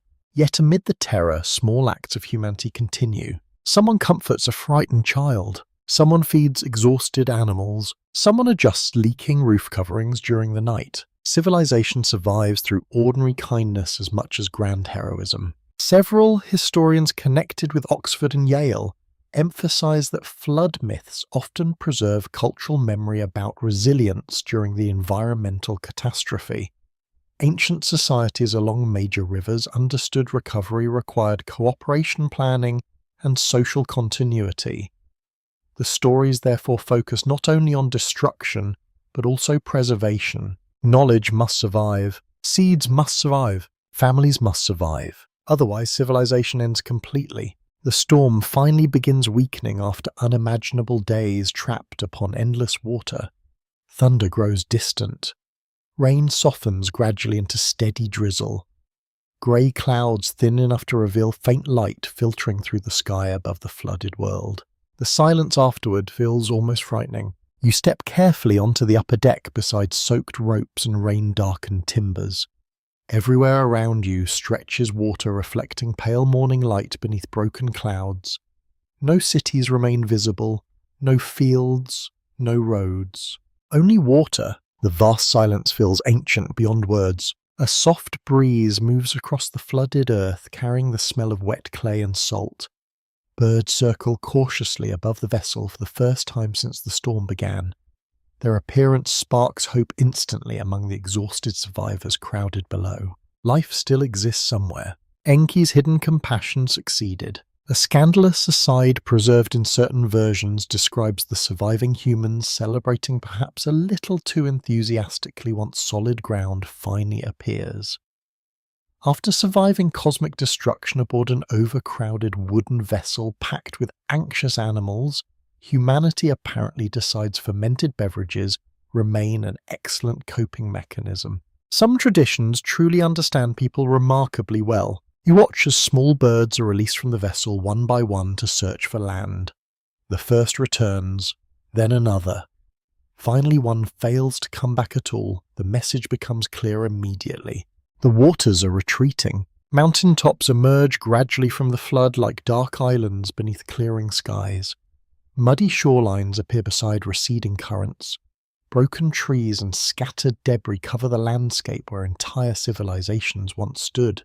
The survivors weep quietly, not only from relief, from grief too. No agreement has been reached among scholars regarding how Mesopotamian flood traditions influenced later religious narratives across neighboring cultures. Some historians emphasize direct literary connections. Others argue flood myths developed independently in multiple regions, responding to similar environmental fears. Ancient storytelling traditions overlapped constantly across the Near East. Still, Enki's role remains distinctive. He chooses preservation over destruction, wisdom over obedience, compassion over absolute authority. The vessel finally settles against solid earth beneath clearing skies. Survivors step cautiously onto muddy ground washed clean by catastrophe. The air feels cold and strangely fresh after endless days trapped within darkness and storm. Behind them lies a drowned world. Ahead waits uncertainty, and somewhere deep beneath the soaked earth hidden fresh water still flows silently through darkness. The enduring waters of Enki. Morning sunlight returns slowly to the earth after the great flood, pale and gentle across endless mudflats and broken riverbanks. Mist rises from soaked fields where floodwater still lingers in shallow pools. Birds call from scattered reeds bending in the cool breeze. The world feels strangely empty now, quiet in a way almost impossible to understand. You walk beside the survivors as humanity begins again. The vessel rests crooked upon drying ground, its wooden beams stained dark by rain and salt. Nearby, exhausted families unload baskets, tools, seed grain, and frightened animals into the unfamiliar silence. No cities wait beyond the horizon. No temple bells echo across the plains. Civilization has been washed away. Yet life remains, and that changes everything. Your mind drifts toward the first careful attempts to rebuild. Survivors gather fallen branches for fires. Small shelters rise from mud and reed bundles. Children help carry water from newly formed streams, while older men inspect the changing river channels cautiously. Every ordinary task suddenly feels sacred after surviving such devastation. Enki's quiet wisdom now becomes essential once more. Not dramatic miracles, practical guidance. Always practical guidance. The ancient flood stories rarely end with a simple rescue alone. Survival carries responsibility. Humanity must restore order, rebuild agriculture, preserve memory, and learn how to live again beneath uncertain skies. Civilization survives only if knowledge survives alongside human bodies. For a moment, it feels as though you are standing beside a newly dug irrigation ditch, cut carefully through the soft flood soil. Workers labor silently beneath the warming sun while water begins flowing once more across the fields. Their sound feels almost emotional after so much destruction. Flowing water means hope. Records from early Mesopotamian settlements confirm that rebuilding and maintaining irrigation systems remained central to survival after environmental disruptions. Research associated with Stanford and Cambridge suggests ancient societies depended upon cooperative labour networks capable of restoring damaged canals and agricultural infrastructure rapidly. Without water management, recovery becomes impossible. Enki's mythology reflects this reality constantly. You kneel beside damp earth where fresh barley seeds are pressed carefully into fertile soil enriched by flood sediment. The mud feels cool between your fingers. Nearby smoke rises from cooking fires beside temporary camps built along safer ground above the rivers. People speak quietly now. The flood changed them. One curious footnote from certain traditions describes survivors offering sacrifices and prayers immediately after reaching dry land. Ancient audiences likely understood this instinct deeply. Gratitude, fear, grief, and relief blur together after catastrophe. Human beings search desperately for meaning whenever the world suddenly becomes fragile. Honestly, rebuilding emotionally may be harder than rebuilding walls. In your ears, the echo changes into rhythmic hammering from workers constructing new homes beside restored canals. Mud bricks dry beneath the sun while children gather reeds along marsh edges. Potters shape fresh storage jars from river clay. Life returns through repetitive labour. Civilization begins again, one task at a time. Enki's role within these stories grows even more compassionate after the flood. He does not abandon humanity once the crisis passes. Instead, he continues guiding agriculture, craftsmanship law, and organised society. His wisdom becomes restorative rather than merely protective. The surviving people must learn balance again. Too much disorder invites disaster. Too much rigid authority invites suffering. Enki consistently favours adaptation between extremes. Several historians connected with Harvard and the University of Chicago interpret post-flood myths as reflections of real societal recovery after environmental collapse. Ancient river civilizations regularly faced destructive floods, droughts, invasions, and political upheaval. Cultural survival depended upon preserving systems of knowledge across generations. That preservation becomes sacred duty. You walk now through the foundations of a new settlement rising beside calmer river channels. Workers measure streets carefully before construction begins. Granaries are planned first. Water access receives constant attention. Temple spaces are marked early within the settlement layout because spiritual order and practical survival remain inseparable here. A scandalous aside from later Mesopotamian humour suggests rebuilding projects often produced endless complaints about labour assignments and grain rations. Civilization may recover heroically, but apparently someone still argues about construction management almost immediately afterward. Humanity truly remains consistent across time. The afternoon sun warms the recovering landscape while dragonflies drift above restored irrigation pools. Date palm saplings are planted carefully near the canals. Shepherds guide surviving flocks across grassy areas emerging beside receding floodwaters. Everything feels fragile, but alive. For a moment it feels as though Enki himself moves invisibly through these rebuilding efforts. Not as a distant ruler seated above clouds, but through every practical act preserving community. The careful shaping of bricks, the repair of water channels, the teaching of children, the recording of harvests onto fresh clay tablets. Civilization survives because people remember how to rebuild together, and memory itself belongs partly to Enki. Scholars continue debating whether Mesopotamian flood narratives symbolize moral judgment, environmental fear, political instability, or broader cycles of destruction and renewal. Researchers from Yale and Princeton emphasize that ancient myths often carried multiple meanings simultaneously. Stories explaining floods also explained resilience, leadership, and human responsibility. That layered meaning gives the myths endurance. You pause beside a newly restored canal reflecting golden evening light beneath clear skies. Water flows steadily through channels cut by human hands into the recovering earth. Frogs sing softly among the reeds. Smoke from cooking fires drifts lazily upward into calm air.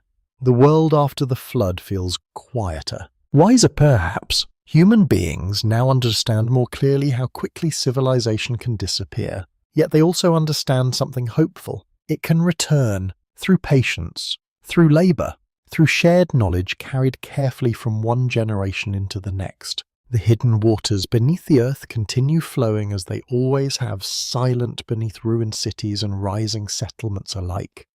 Empires fall, floods come, humanity rebuilds.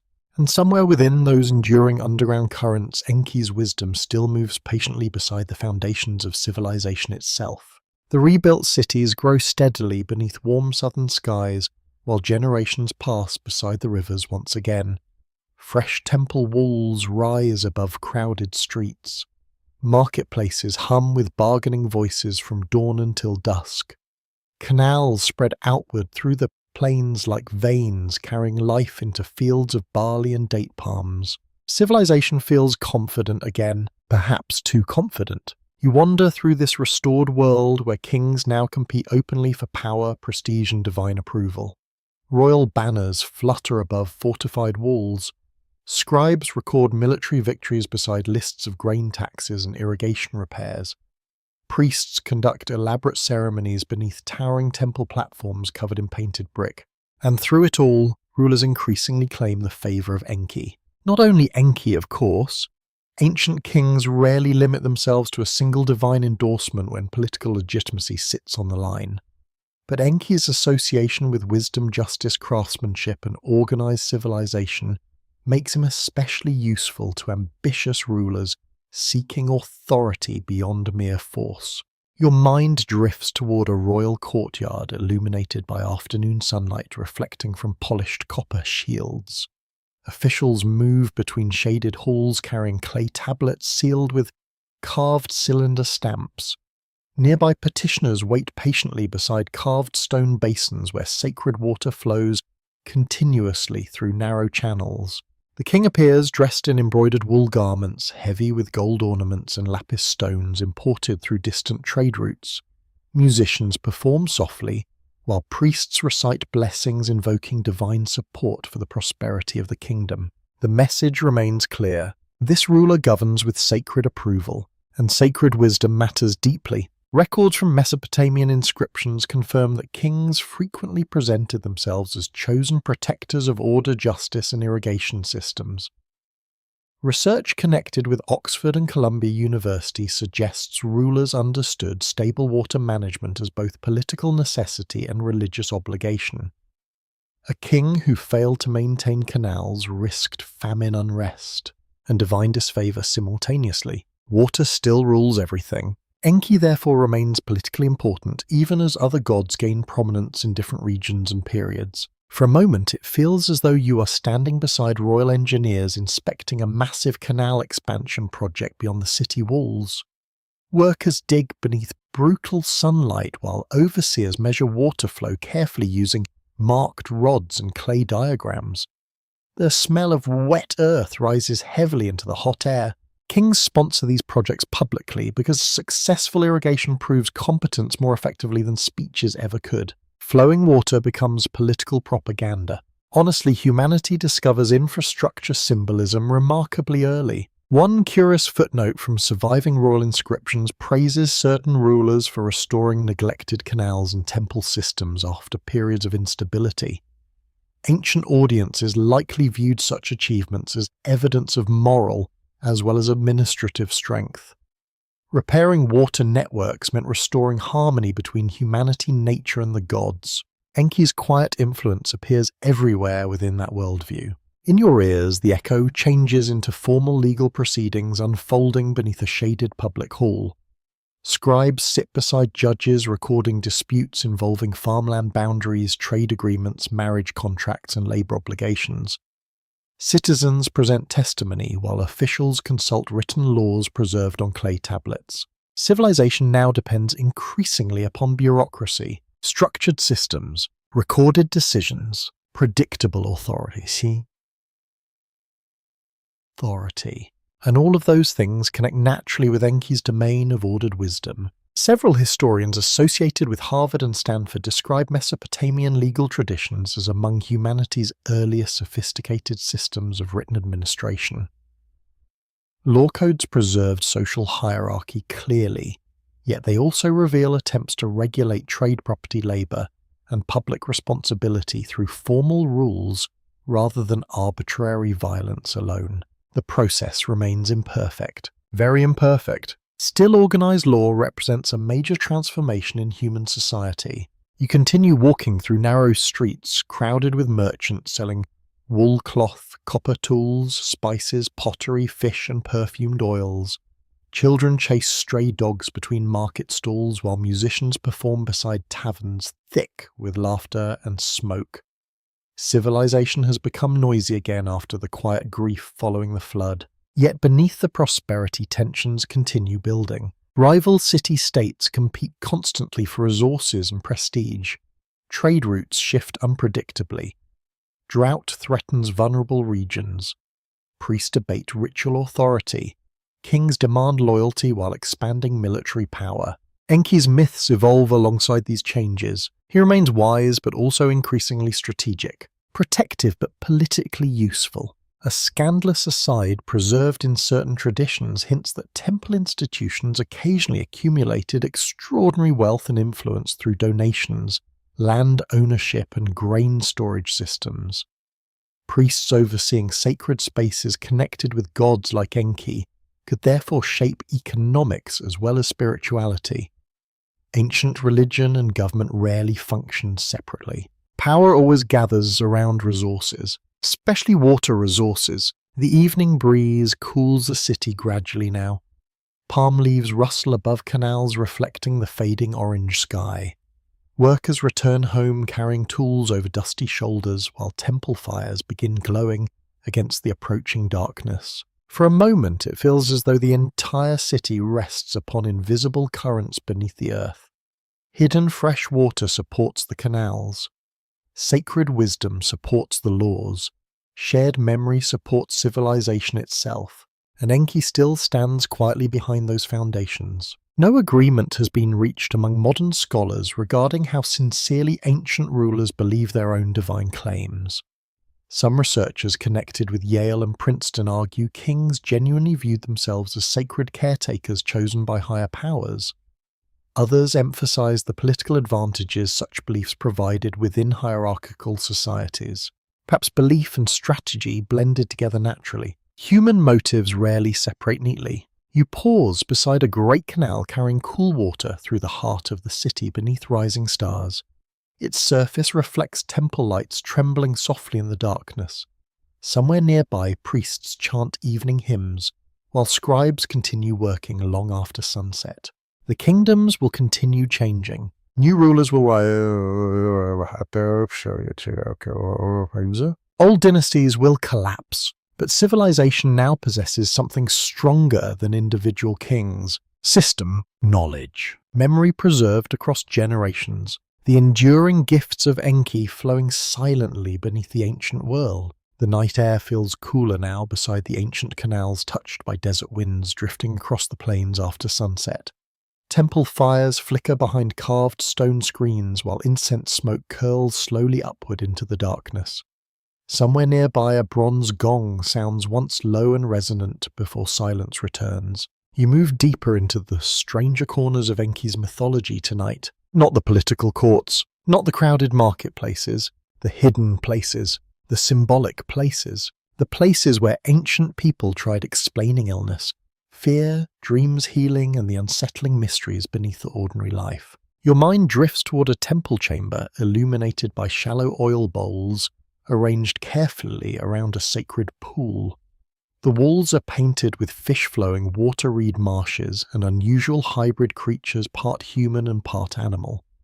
Priests in layered wool robes whisper over bowls filled with herbs and river water while patients wait quietly nearby. The atmosphere smells of cedar smoke, crushed mint, warm wax, and damp stone. Enki's connection with healing and hidden wisdom grows enormously during later Mesopotamian traditions. Underground fresh water symbolizes not only fertility and civilization, but restoration itself. Clean flowing water washes away impurity. Sacred pools become places of renewal. Priests invoke Enki during rituals intended to ease sickness, nightmares, or spiritual imbalance. Ancient people did not separate medicine from spirituality neatly. Healing involved both body and unseen forces. Records preserved from Mesopotamian medical texts confirm that priests and healers used surprisingly sophisticated combinations of practical remedies, ritual incantations, and observational diagnosis. Research associated with Yale and the University of Chicago suggests some treatments included herbs, bandaging, dietary guidance, and careful symptom recording alongside spiritual ceremonies.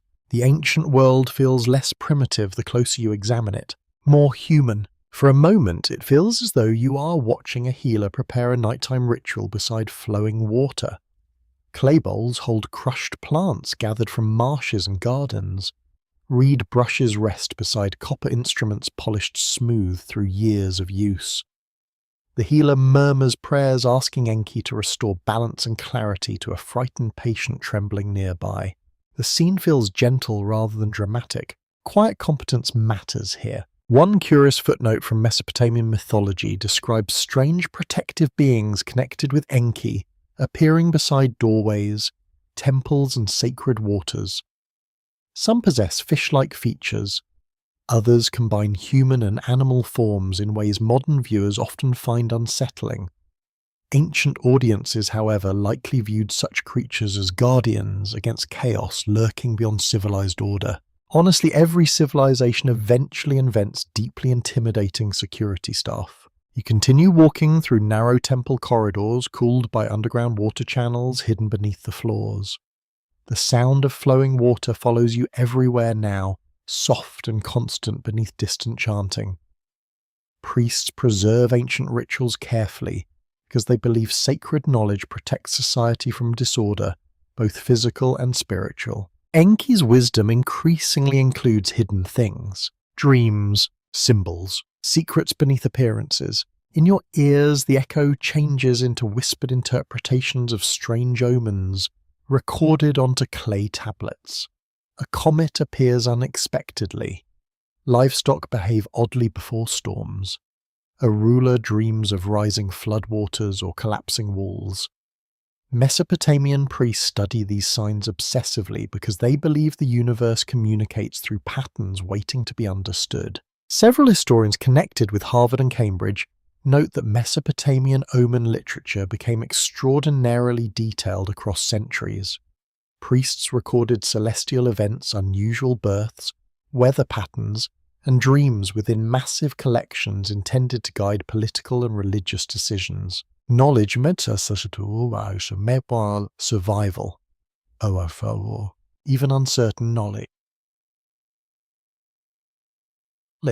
No agreement has been reached among scholars regarding how literally ancient Mesopotamians interpreted symbolic creatures and supernatural omens. Some researchers argue educated elites recognize metaphorical dimensions within religious imagery. Others believe spiritual and physical realities blended far more completely within ancient worldviews than modern categories allow. Perhaps certainty itself mattered less than interpretation. You emerge into an open courtyard where moonlight reflects across a rectangular pool fed continuously by underground springs. The water appears perfectly black beneath the night sky. Around the pool stand carved statues of protective beings with enormous eyes and folded hands polished smooth by centuries of ritual contact.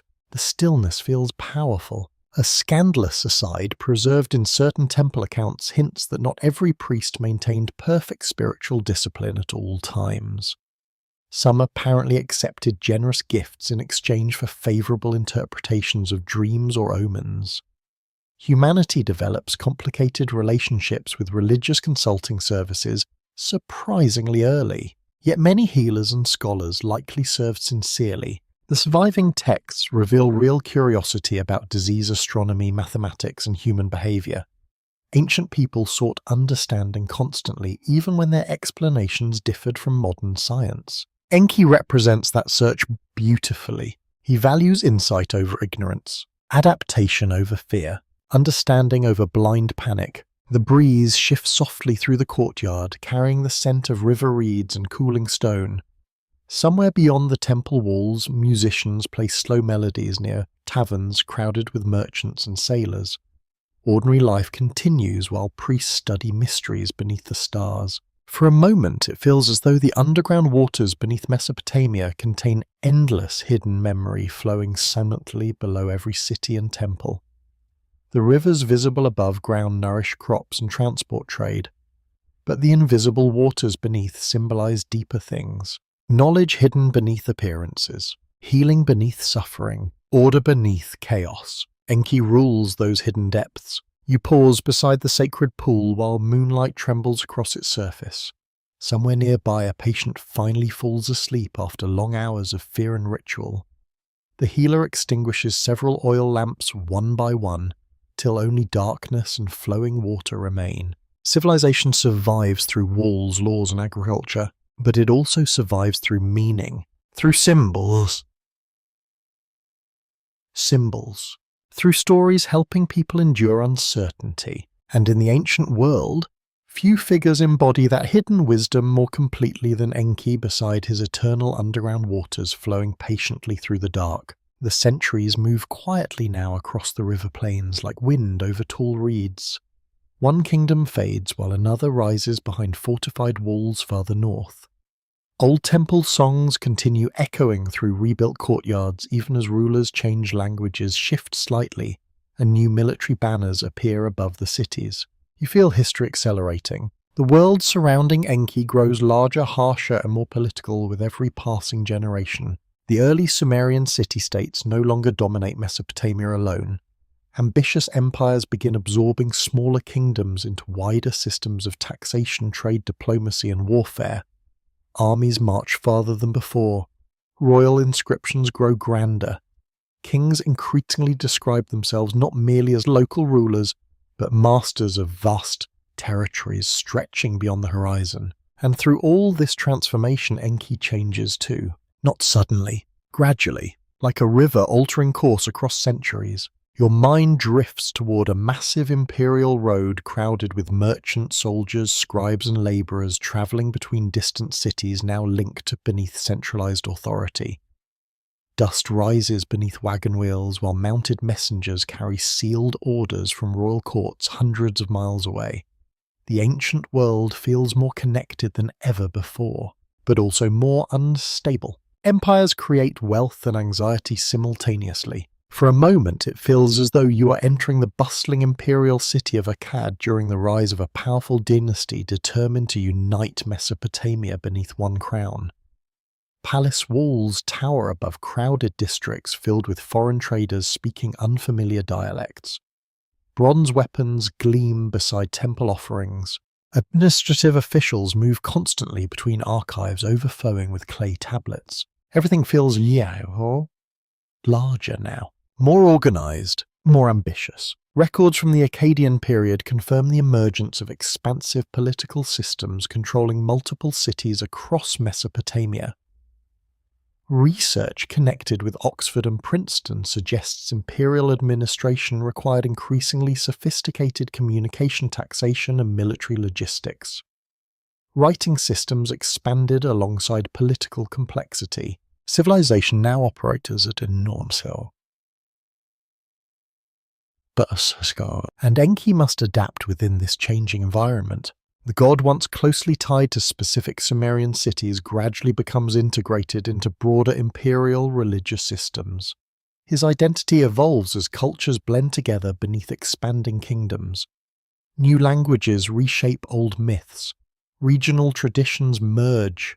Divine relationships grow more complicated. One curious footnote from Mesopotamian history reveals how rulers often adopted local gods strategically when conquering new territories. Respecting established religious traditions helped maintain political stability across diverse populations. Empires survive more easily when they cooperate with existing beliefs instead of destroying them outright. Honestly successful administrators throughout history eventually discover that insulting everyone simultaneously creates unnecessary paperwork. You walk now beside a towering temple platform rising above the city like an artificial mountain built from sun-baked brick. Priests ascend long stairways carrying offerings of grain oil incense and fresh water towards sacred chambers high above the streets. Below them, crowded marketplaces stretch endlessly between workshops, homes, and government buildings. The old Sumerian world has not disappeared completely. It has been absorbed, transformed, carried forward inside larger structures. Enki's mythology reflects this blending clearly. He remains associated with wisdom, craftsmanship, fresh water, and civilization. But imperial cultures reinterpret those qualities through new political realities. Divine order now supports not merely local survival, but vast administrative systems spanning enormous territories. In your ears, the echo changes into formal speeches delivered within royal courts, illuminated by torchlight and polished bronze. Imperial scribes record decrees onto clay tablets, while ambassadors from distant regions present tribute before the throne. Kings describe themselves as chosen by the gods to establish peace and prosperity across many lands.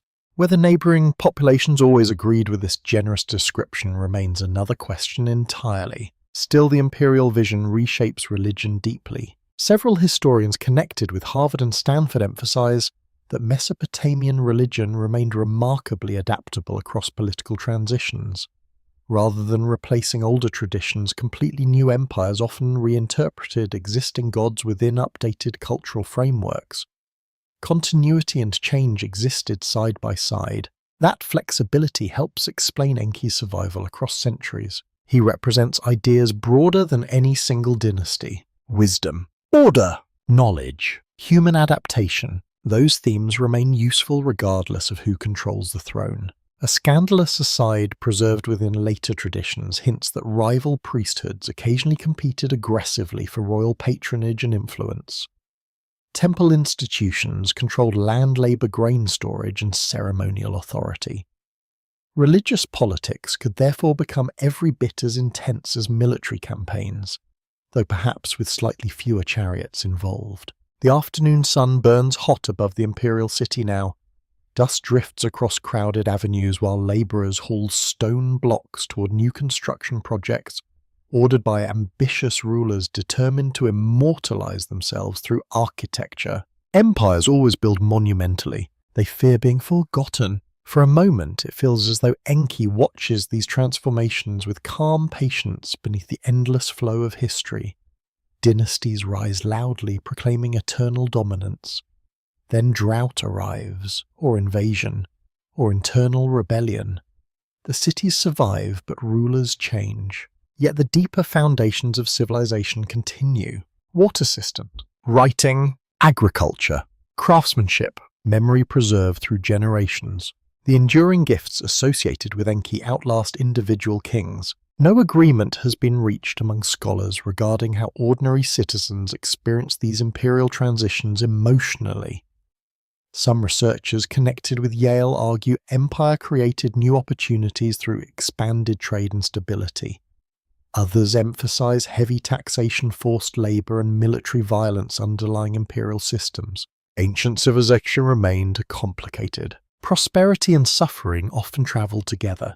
The evening breeze finally cools the city while temple shadows stretch across crowded streets glowing beneath the setting sun. Merchants close their stalls. Soldiers return through bronze-covered gates. Priests begin evening rituals beside sacred pools fed by hidden underground channels. And beneath every empire, beneath every palace and proclamation, the invisible waters continue flowing silently through the earth. Patient, ancient, unimpressed by human ambition, the quiet waters of Enki enduring through the rise and fall of kingdoms. The imperial cities glow beneath thousands of oil lamps as evening settles across Mesopotamia once again. Massive walls cast long shadows over crowded avenues filled with merchant soldiers, priests, and scribes moving through the warm night air. The older Sumerian cities still survive in memory and ritual, but new powers now dominate the region, and with new powers come rewritten stories. You continue forward into the age when Babylon rises beside the rivers, gathering older traditions into a grand imperial identity. Ancient myths are copied, edited, merged, and reshaped by generations of scholars, working within temple archives lined with clay tablets older than their grandparents could imagine. Enki survives this transformation, but he changes names, changes emphasis, changes role. Your mind drifts toward the vast city of Babylon itself, where enormous gates covered with glazed blue brick shimmer beneath torchlight. Processional roads stretch between towering walls decorated with lions and sacred symbols. The smell of incense, river water, hot dust, and cooking meat drifts through the streets while musicians perform in crowded courtyards. The city feels confident, worldly, a little overwhelming, honestly. For a moment it feels as though you are entering a great temple library, where scribes work silently beneath hanging lamps. Shelves overflow with clay tablets copied from far older texts, preserved carefully through centuries of political upheaval. Some tablets contain legal records. Others preserve astronomical observations. Many preserve myths inherited from the ancient Sumerians. And among them remain the stories of Enki, though increasingly another name appears beside his. Ea, The Babylonian traditions absorb the older Sumerian god into their evolving religious system. Enki and Ea become deeply connected, eventually blending almost completely in many texts. The god of wisdom, freshwater craftsmanship magic, and hidden knowledge survives by adapting to changing cultural realities. Records from Babylonian archives confirm that scribes copied and preserved much older Mesopotamian literature across centuries. Research associated with Oxford and the University of Chicago suggests these scholarly traditions created extraordinary continuity between ancient Sumerian religion and later Babylonian culture. Civilization remembers itself through writing. That may be Enki's greatest triumph. You walk beside rows of scribes pressing symbols into fresh clay, while teachers supervise apprentices practicing ancient hymns. The room smells dry and earthy from stacked tablets warming beneath oil lamps. Every symbol preserves fragments of worlds already fading into history. One curious footnote from Babylonian tradition reveals how older myths were sometimes reorganized to elevate newer state gods without entirely erasing or divine figures. Religion adapts politically as empires grow. Powerful cities naturally prefer cosmic stories where their own patron gods occupy prestigious positions. Human institutions remain wonderfully predictable that way. Yet Enki retains enormous respect even within these changing hierarchies because wisdom itself remains indispensable. Kings require advisors, priests require sacred knowledge, scholars require patronage. Civilization still depends upon literacy, engineering, ritual expertise, and practical intelligence. All roads continue leading back toward Enki, or Ea, or both simultaneously. In your ears, the echo changes into solemn recitations performed during temple ceremonies attended by nobles, merchants, and royal officials. Priests chant creation stories describing cosmic order emerging from watery chaos. The imagery surrounding sacred water remains central, even as political systems evolve. Fresh water still symbolizes life and hidden wisdom. The underground realm associated with Enki survives within Babylonian cosmology as a place of deep creative power beneath the earth itself. Several historians connected with Harvard and Cambridge describe Babylonian scholarship as one of the ancient world's most sophisticated intellectual traditions. Priests and scribes developed advanced mathematics, astronomy, legal systems, and literary preservation techniques while maintaining connections to much older Sumerian foundations. The continuity feels astonishing. Thousands of years separate some texts from the civilizations that first created them, yet the stories endure. A scandalous aside preserved in certain scholarly traditions suggests apprentice scribes occasionally complained bitterly about endless copying exercises assigned by strict teachers. Clay tablets reveal educational drills repeated obsessively until students mastered difficult signs and vocabulary. Apparently, academic exhaustion transcends every era of human civilization. You continue through the nighttime streets while moonlight reflects across broad canals running beside palace walls and temple courtyards. Water remains everywhere within Babylonian urban life. Irrigation channels nourish surrounding farmland. Sacred basins supply rituals. Trade routes depend upon river traffic connecting distant regions. Enki's ancient connection with water therefore never loses relevance. For a moment it feels as though the hidden underground springs beneath Mesopotamia still carry memory itself through the centuries. Kingdoms rename gods, priests reinterpret myths, empires collapse and reform, yet the deeper symbolic currents continue flowing beneath the surface. Wisdom, adaptation, preservation, human creativity surviving catastrophe. Those themes outlast political change. No agreement has been reached among scholars regarding how fully ordinary Babylonians understood the older Sumerian origins of many religious traditions. Some researchers connected with Yale argue educated priests preserve detailed historical awareness through textual scholarship. Others believe ancient myths gradually became timeless cultural inheritance disconnected from precise historical memory. Perhaps both existed together. Most people inherit traditions without fully tracing every origin. The night breeze cools the city gradually now while distant temple music drifts across the canals. Somewhere nearby, astronomer priests climb observatory towers to track planetary movements against the stars. Their calculations will influence calendars, rituals, agricultural planning, and royal decisions alike. Knowledge still shapes power. And hidden beneath the magnificent imperial city, fresh water continues moving silently through darkness below the foundations. The same sacred waters imagined by the earlier Sumerians thousands of years before. The waters of Enki, still flowing, still remembered, even beneath new names and changing empires. Yes. The centuries continue passing like slow river currents beneath moonlight. Babylonian kings fade into memory. Trade routes shift. Armies cross the plains beneath banners belonging to new empires from distant lands. Yet the ancient cities remain, though many grow quieter with each generation. You walk now through a world beginning to forget. Not completely, not yet, but the forgetting has started. The great temple complexes, once crowded with priests, scribes, merchants, and pilgrims, no longer pulse with the same certainty. Some canals dry gradually beneath neglected maintenance. Others change course entirely as rivers wander across the plains over centuries. Dust gathers along abandoned streets where children once played beside flowing water. And still somewhere beneath the silence Enki waits. Your mind drifts toward the ancient city of Eridu long after its glory has faded. The once sacred harbour lies far from the receding shoreline now. Marsh reeds grow through cracked brick foundations. Wind whistles softly through ruined courtyards where temple fires burned continuously for generations beyond counting. The silence feels heavy here, almost respectful. For a moment it feels as though you are standing atop a weathered temple platform at dusk while desert winds move across empty streets below. Sand gathers in corners once swept daily by temple workers. Broken pottery crunches beneath your sandals.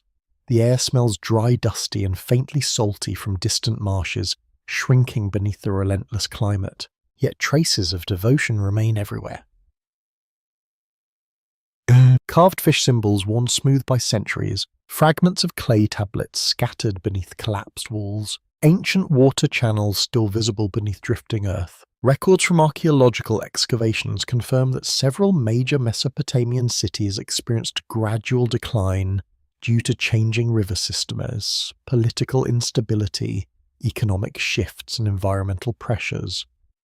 Research connected with Princeton and Oxford suggests southern Mesopotamian landscapes transformed dramatically over long periods, affecting trade, agriculture, and urban sustainability. Civilization depends upon water. When rivers move, history moves with them. You descend carefully through crumbling temple corridors where bats now sleep above chambers once filled with chanting priests and fragrant incense smoke. The darkness feels cooler underground. Somewhere beneath the ruins, hidden groundwater still flows faintly through ancient channels cut by forgotten hands. Enki's sacred waters survive even as cities vanish. One curious footnote from late Mesopotamian history reveals that certain ancient religious sites continued attracting pilgrims long after their surrounding cities declined politically. Sacred memory often outlasts economic importance. People still travel to ruins seeking blessings, healing, or connection with older traditions deeply rooted in cultural identity. Human beings rarely abandon meaningful places easily. Even ruins remain powerful. In your ears, the echo changes into the faint scratching of styluses inside a nearly empty temple archive where elderly scribes continue copying ancient texts despite shrinking patronage and fading institutional support. Oil lamps flicker weakly beside shelves containing myths older than most surviving kingdoms. The scribes know the world is changing. New languages spread through imperial administrations. Foreign rulers dominate ancient lands. Religious traditions evolve again beneath outside influence. Still, they preserve the old stories. Enki's name survives because someone keeps writing it. Several historians connected with Harvard and Yale describe the preservation of Mesopotamian literature as one of humanity's most fragile cultural achievements. Clay tablets endure physically for astonishing lengths of time under proper conditions, yet the knowledge required to read them nearly vanished entirely after ancient scribal traditions collapsed. Imagine that silence. Entire libraries surviving underground while nobody remembers how to understand them. A scandalous aside from later accounts suggests some declining temple institutions struggled financially enough that priests occasionally reused older clay tablets by scraping away ancient writing. Future archaeologists would probably find this behaviour mildly horrifying. Yet survival often forces difficult choices when civilizations weaken. The evening sky darkens above the ruined city now. Stars appear slowly beyond broken walls and collapsed roofs. Wind stirs dry reeds along abandoned canal beds where water once carried boats loaded with grain and copper. For a moment it feels as though time itself pools quietly around these forgotten places. The noise of empires fades. The ambitions of kings disappear. Even mighty temples surrender eventually to weather sand and silence. But memory lingers stubbornly, especially near water. You kneel beside a cracked basin once fed by sacred underground springs dedicated to Enki. Though dry now, faint mineral stains still mark the stone where fresh water flowed for centuries during rituals honouring wisdom and renewal. No agreement has been reached among scholars regarding how abruptly traditional Mesopotamian religion disappeared across different regions. Some researchers connected with Cambridge argue gradual cultural blending transformed older beliefs slowly over centuries. Others emphasize periods of sharper disruption caused by conquest, migration, and changing political systems. History rarely ends cleanly. Old worlds dissolve unevenly. Some traditions vanish loudly. Others simply grow quieter until silence replaces them. The night wind cools further, while jackals cry faintly beyond the ruins beneath silver moonlight. Broken walls cast long shadows across deserted streets where merchants, priests, engineers, and children once built entire civilizations beside the rivers. And beneath the forgotten city hidden groundwater still moves patiently through darkness exactly as it did when Enki's temple stood crowded with worshippers. The underground waters do not care whether humans remember their ancient names. They continue flowing anyway, silent beneath the ruins, ancient beneath the stars, waiting for memory to return. The desert sun rises slowly above broken hills and scattered ruins buried beneath centuries of dust. Wind moves gently across abandoned mounds where ancient cities once stood beside flowing rivers now shifted far away.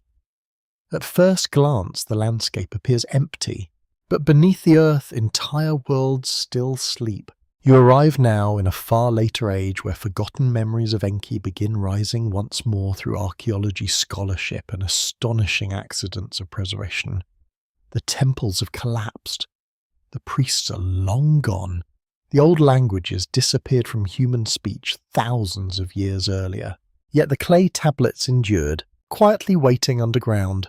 Your mind drifts toward the 19th century where explorers and archaeologists move carefully through Mesopotamian ruins beneath brutal heat and blowing sand. Workers dig trenches beside crumbling walls while crates of broken artifacts accumulate under temporary shelters. Dust coats everything. The air smells of dry earth, sweat leather, and sun-heated stone. At first, many discoveries seem confusing. Fragments of statues, shattered pottery, mysterious markings pressed into clay. No one fully understands what they are seeing yet. For a moment, it feels as though you are standing beside an excavation trench while workers uncover rows of hardened tablets packed together inside a collapsed archive room. Sunlight catches the strange wedge-shaped symbols covering their surfaces. Thousands upon thousands of marks survive intact despite the destruction of entire civilizations. The past suddenly feels very close. Records from major archaeological expeditions confirm that 19th and 20th century excavations across Mesopotamia uncovered enormous collections of cuneiform tablets preserving literature, law codes, religious hymns, scientific observations, and administrative records. Research associated with institutions including Oxford, Yale, and the University of Chicago transformed understanding of early civilization dramatically through these discoveries. Humanity had forgotten entire libraries existed. Then the desert gave them back. You watch scholars studying copied inscriptions beneath shaded tents crowded with notebooks and reference materials.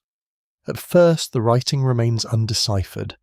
The symbols appear mysterious and repetitive, but gradually through patient comparison and linguistic analysis, the ancient languages begin opening again after millennia of silence. Imagine that moment, a dead civilization speaking once more. In your ears, the echo changes into excited scholarly conversations unfolding inside museums and universities across Europe and America. Translators compare fragments carefully. Historians reconstruct damaged myths line by line. Ancient names emerge from the clay. Enki, E.A. Eridu, the flood, the hidden waters. One curious footnote from early archaeological history reveals that some excavators initially focused more heavily on spectacular treasures than fragile tablets containing written records. Later generations realized the texts themselves often held even greater historical value.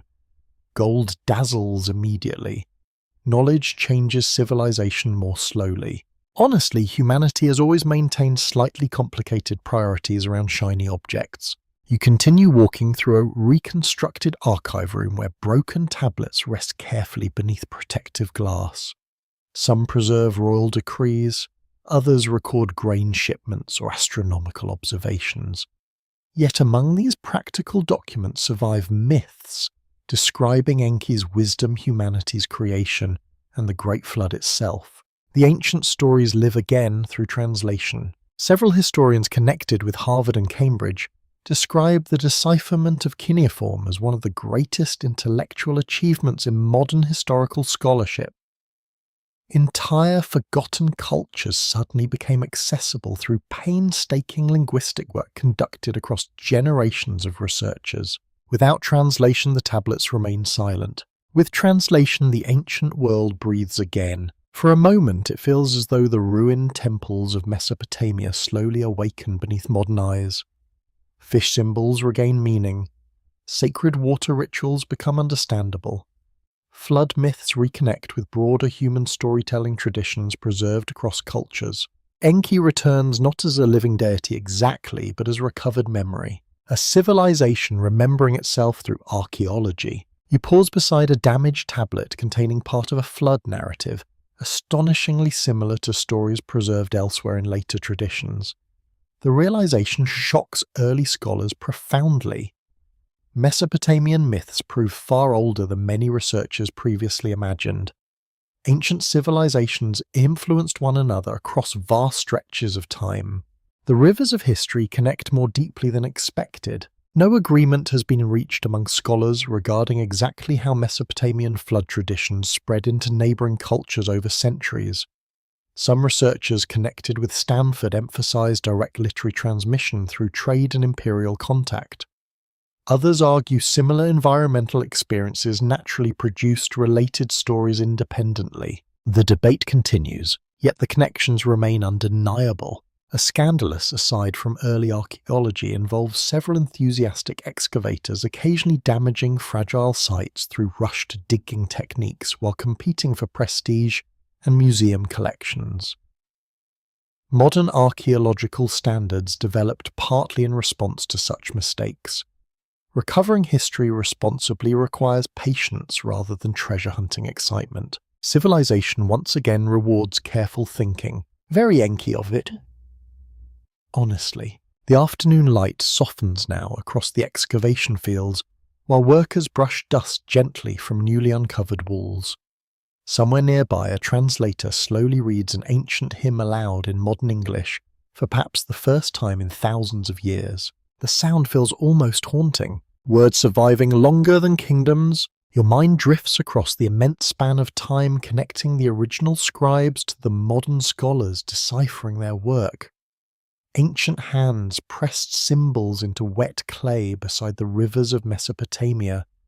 Thousands of years later, modern researchers sit beneath electric lamps, reconstructing those same thoughts symbol by symbol. Civilization becomes a conversation across time itself, and Enki remains part of that conversation because his myths preserve enduring questions. How does knowledge survive catastrophe? How do humans build order from chaos? What responsibilities accompany wisdom? The evening breeze moves softly across the ruins, while distant birds circle above broken walls glowing gold beneath the setting sun. Beneath the earth, more tablets still wait undiscovered. More stories sleep beneath the dust.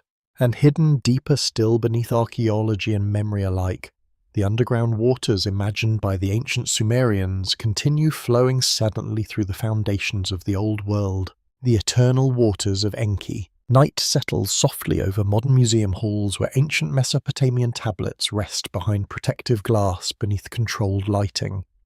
Visitors move quietly through the galleries, pausing before fragments of civilizations older than memory itself. Outside, modern cities glow with electric light and passing traffic. Inside, the ancient rivers still whisper through clay and stone. You continue now into the world of scholars, historians, linguists, and archaeologists who spend lifetimes trying to understand Enki and the civilization that imagined him. And they do not always agree. Not even slightly. Your mind drifts toward a university lecture hall where researchers gather beside projected images of damaged cuneiform tablets enlarged across glowing screens. Coffee cups sit beside notebooks thick with annotations. Maps of ancient river systems cover nearby tables. The atmosphere smells faintly of paper dust and old library shelves. The debate begins gently, then becomes wonderfully intense, because Enki raises difficult questions. Was he originally a local freshwater deity who gradually absorbed broader symbolic roles over time? Did flood myths preserve memories of real environmental disasters? How much historical truth hides within ancient mythology? Could changing river systems themselves shape entire religious worldviews? Scholars continue arguing passionately across all of it. For a moment, it feels as though you are seated among them while translators compare conflicting interpretations of damaged lines preserved on broken tablets. One expert emphasizes linguistic nuance. Another argues archaeological context changes the meaning entirely. A third insists earlier translations misunderstood key symbolic imagery. Ancient history requires patience, and occasionally heroic levels of academic stubbornness. Records from modern scholarship confirm that Mesopotamian religion remains an active field of research, shaped continually by new discoveries and reinterpretations. Institutions including Harvard, Yale, Oxford, Cambridge, and the University of Chicago continue producing influential studies on ancient Near Eastern mythology, language, and archaeology. The story keeps evolving, even now. One curious footnote from modern translation history reveals that early researchers sometimes projected their own cultural assumptions onto Mesopotamian myths. Later scholars corrected numerous misunderstandings by comparing broader textual evidence and refining knowledge of ancient languages. History itself changes depending upon who reads it and when.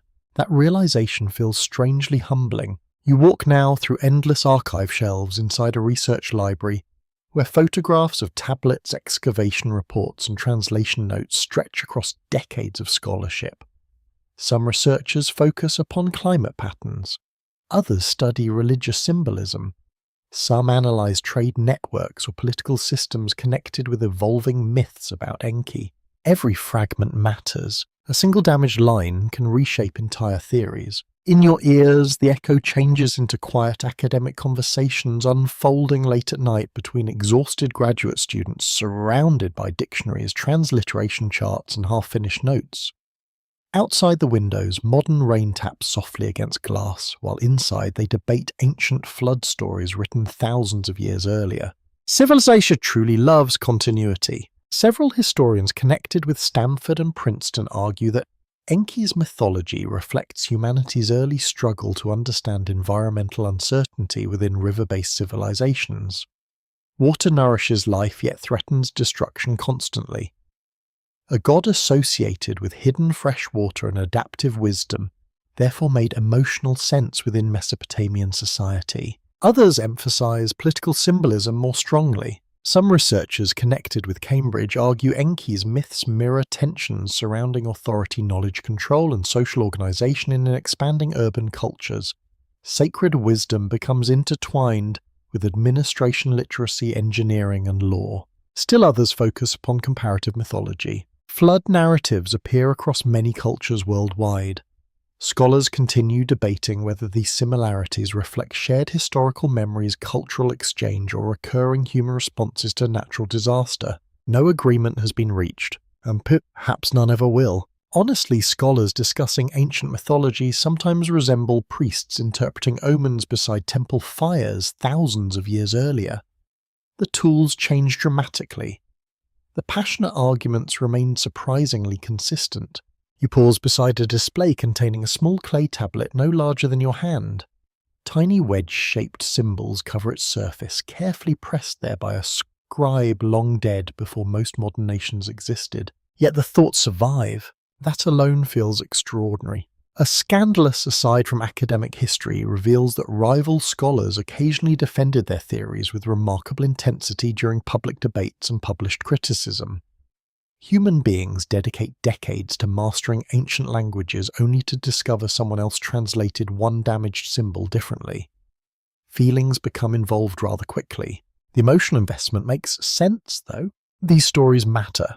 They reveal how early civilizations understood existence itself. For a moment, it feels as though the ancient and modern worlds overlap completely. The same questions persist across thousands of years. How should humans respond to environmental crisis? What responsibilities accompany knowledge? Can civilization survive its own ambitions? How do myths shape collective memory? Enki's stories endure because they continue speaking to those questions, not through simple answers, through symbolism, through layered narratives open to interpretation. The museum grows quieter as evening approaches closing time. Visitors drift slowly toward the exits while security lights reflect softly across polished floors. Ancient tablets remain motionless behind glass, their surfaces still carrying the marks of forgotten scribes. Yet nothing about them truly feels dead. The debates continue. The translations evolve. New discoveries emerge from the desert regularly. Hidden archives still wait beneath the earth. The ancient world remains unattended. You stand before one final reconstruction showing Enki seated beside flowing waters beneath the foundations of civilization itself. Fish swim through dark currents around him while streams pour outward into the human world above, wisdom flowing upward from hidden depths. That image survives every scholarly disagreement. The lights dim gradually now across the quiet gallery, while distant rain continues falling beyond the museum walls. Somewhere far away, the rivers of Mesopotamia still move through the night exactly as they did when the first stories about Enki were spoken beside fire-lit canals. The waters endure, and humanity continues listening. The modern world glows softly beneath countless screens now. City lights shimmer across oceans visible from orbit. Cars move endlessly through midnight streets. People fall asleep beside phones playing ancient stories through tiny speakers, while rain taps gently against windows thousands of miles from Mesopotamia. And somehow Enki survives here too, not exactly as the ancient Sumerians imagined him, but still recognizable, still flowing beneath the surface of human imagination. You continue into the strange afterlife of mythology inside modern culture, where forgotten gods return through novels, films, online theories, fantasy games, spiritual movements, and endless internet discussions unfolding at 3 a.m. between exhausted strangers who absolutely intended to sleep hours ago. Humanity remains beautifully predictable. Your mind drifts across crowded bookstores where modern writers reinterpret Mesopotamian myths for contemporary audiences hungry for ancient mystery. Some portray Enki as a wise protector preserving humanity from cosmic disaster. Others reshape him into mysterious fantasy figures surrounded by hidden knowledge and forbidden secrets. The symbolism adapts again, just as it always has. For a moment, it feels as though you are walking through a modern museum exhibit where children stare curiously at reconstructed Mesopotamian artifacts, while nearby adults whisper about flood myths, ancient astronomy, and the origins of civilization itself. The old stories continue attracting attention because they still feel strangely relevant. Water scarcity, environmental,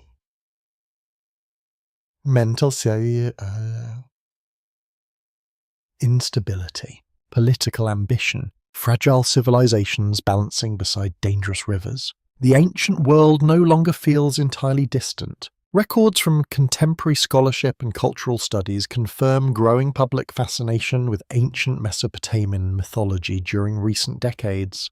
Universities including Yale and Oxford continue expanding digital archives and public education projects, making cuneiform texts more accessible to broader audiences worldwide. The stories once trapped in buried tablets now travel instantly across the internet.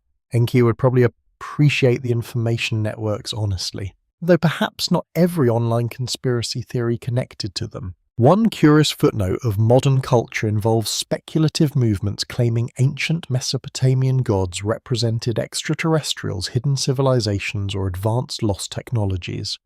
Serious historians overwhelmingly reject such interpretations due to lack of evidence. Yet the popularity of these theories reveals how strongly people still crave mystery surrounding humanity's earliest civilizations. Ancient ruins inspire imagination powerfully, especially online after midnight. You walk now through the quiet aisles of a modern library, where shelves contain translations of Mesopotamian epics beside books on archaeology, mythology, climate, history, and comparative religion. Students sit beneath soft lamps taking notes while rain taps steadily against tall windows. The atmosphere feels oddly familiar. Different tools, same humour and curiosity. In your ears, the echo changes into podcast hosts' documentary, narrators, teachers and researchers retelling the stories of Enki for modern listeners, searching for connection with humanity's distant past. The tone changes across each retelling. Some emphasize scholarship, others focus on mystery or spiritual symbolism, but the core themes remain remarkably durable. Wisdom matters, adaptation matters, civilization remains fragile. Several historians connected with Harvard and Cambridge emphasize that Mesopotamian mythology shaped later literary and religious traditions far more deeply than many people realize. Flood narratives, divine kingship concepts, wisdom literature, and creation stories influenced cultures across the ancient Near East through centuries of exchange and reinterpretation. The rivers carried stories farther than armies ever could. A scandalous aside from modern internet culture involves endless arguments over pronunciation, translation, accuracy, and wildly confident historical claims posted by people whose primary archaeological qualification involves watching 2 documentaries while eating snacks at midnight. Ancient Mesopotamian scholars would probably recognize the emotional energy immediately. Civilization changes, debates remain eternal. For a moment it feels as though Enki himself has become symbolic of humanity's relationship with forgotten knowledge. The god once associated with hidden underground waters now represents buried memory resurfacing through archaeology and storytelling.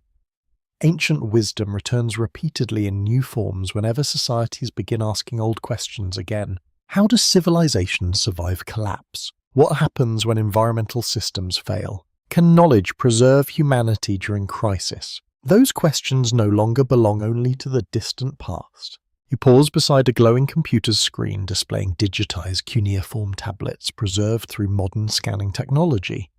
Ancient symbols pressed into wet clay thousands of years ago now appear instantly across the world through fiber optic cables and satellites orbiting high above the Earth. The continuity feels astonishing. Clay tablets to digital archives. Temple scribes to online databases, still preserving memory against time. No agreement has been reached among modern scholars regarding exactly why ancient Mesopotamian mythology continues resonating so strongly with contemporary audiences. Some researchers connected with Stanford emphasize environmental and political parallels. Others argue the appeal comes from humanity's fascination with origins, lost worlds, and rediscovered knowledge. Perhaps both explanations matter. Ancient stories survive because they adapt emotionally to new eras. The night deepens outside now while modern cities hum softly beneath electric light. Somewhere someone reads about Enki for the first time tonight. Somewhere else an archaeologist studies newly excavated fragments still carrying traces of forgotten voices beneath the mound. And far beyond the modern world, the rivers of Mesopotamia continue moving patiently beneath the stars. The same rivers, the same waters, the same ancient currents that inspired humanity to imagine wisdom flowing upward from hidden depths beneath civilization itself. Enki survives because human beings continue searching for meaning within those waters. And perhaps they always will. The rivers move quietly beneath the stars tonight. Far from modern highways and crowded cities, the ancient waters of Mesopotamia still flow through marshes, reeds, forgotten canals, and silent stretches of earth, where civilizations first learned how to become civilizations at all. Moonlight drifts across dark currents exactly as it did thousands of years ago, when the earliest storytellers whispered Enki's name beside small fires along the riverbanks. You return there now, back to the beginning, back to the water.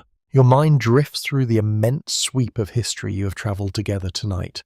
The first cities rising from mud and reeds, temple fires glowing above hidden freshwater channels, scribes pressing symbols into clay while fishermen crossed mist-covered rivers before dawn, kings claiming divine favour, floodwaters swallowing the world, empires rising proudly before fading into dust.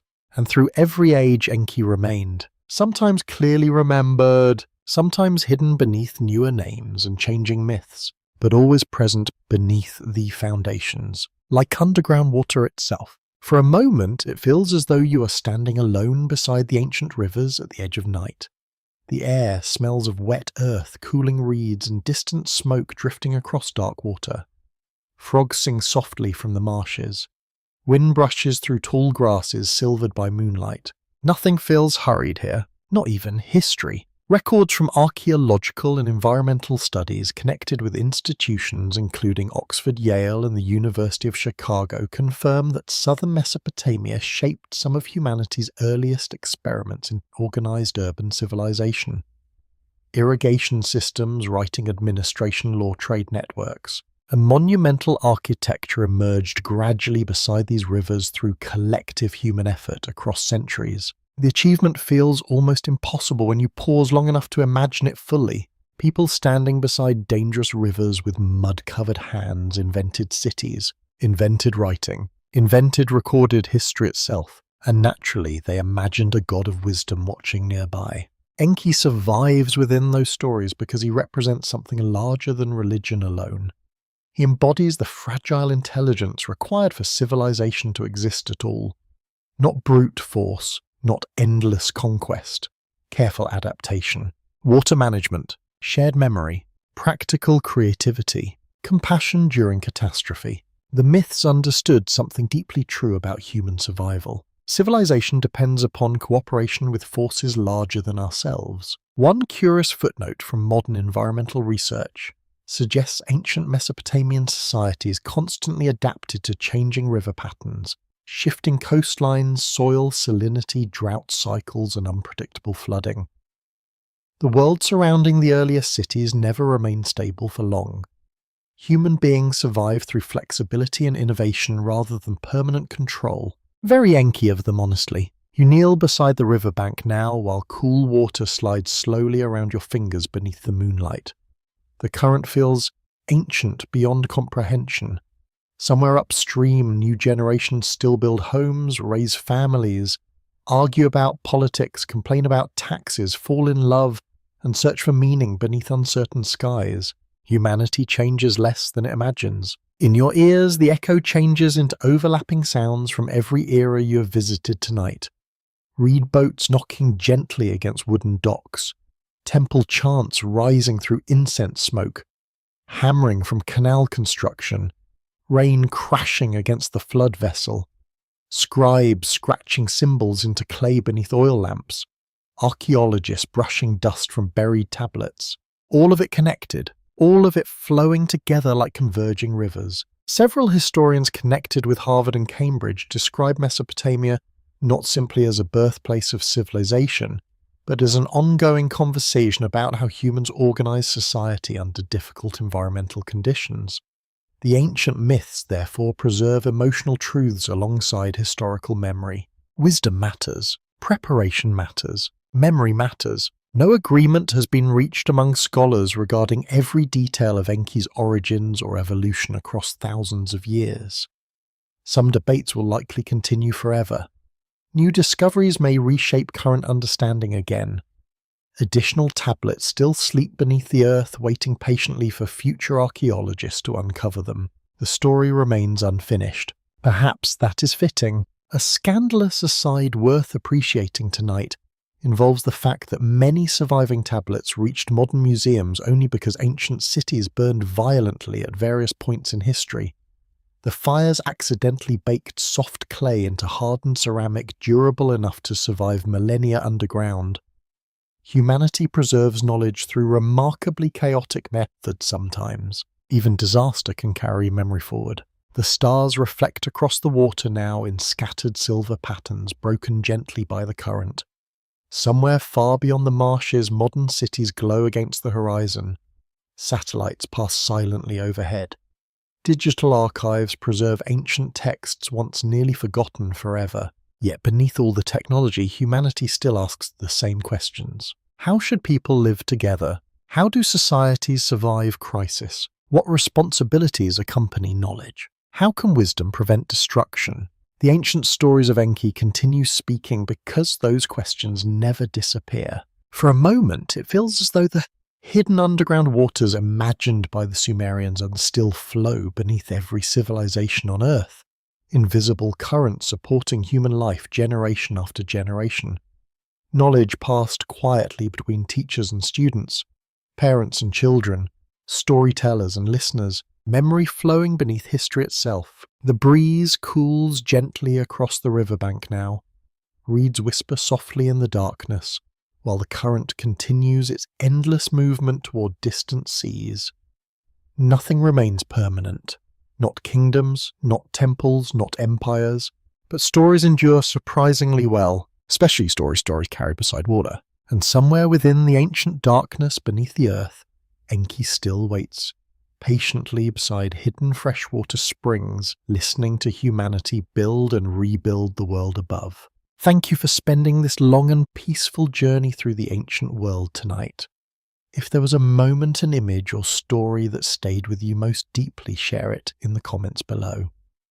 I always love reading which parts linger in your imagination after the journey ends. Perhaps it was the hidden underground waters beneath the first cities, the Great Flood rising beneath storm clouds, or the quiet rediscovery of forgotten tablets sleeping under desert sands. And if tonight's journey through Mesopotamia left you wanting more ancient mysteries before sleep carries you away, there are many more stories waiting on this channel. Lost kingdoms, forgotten rulers, vanished temples.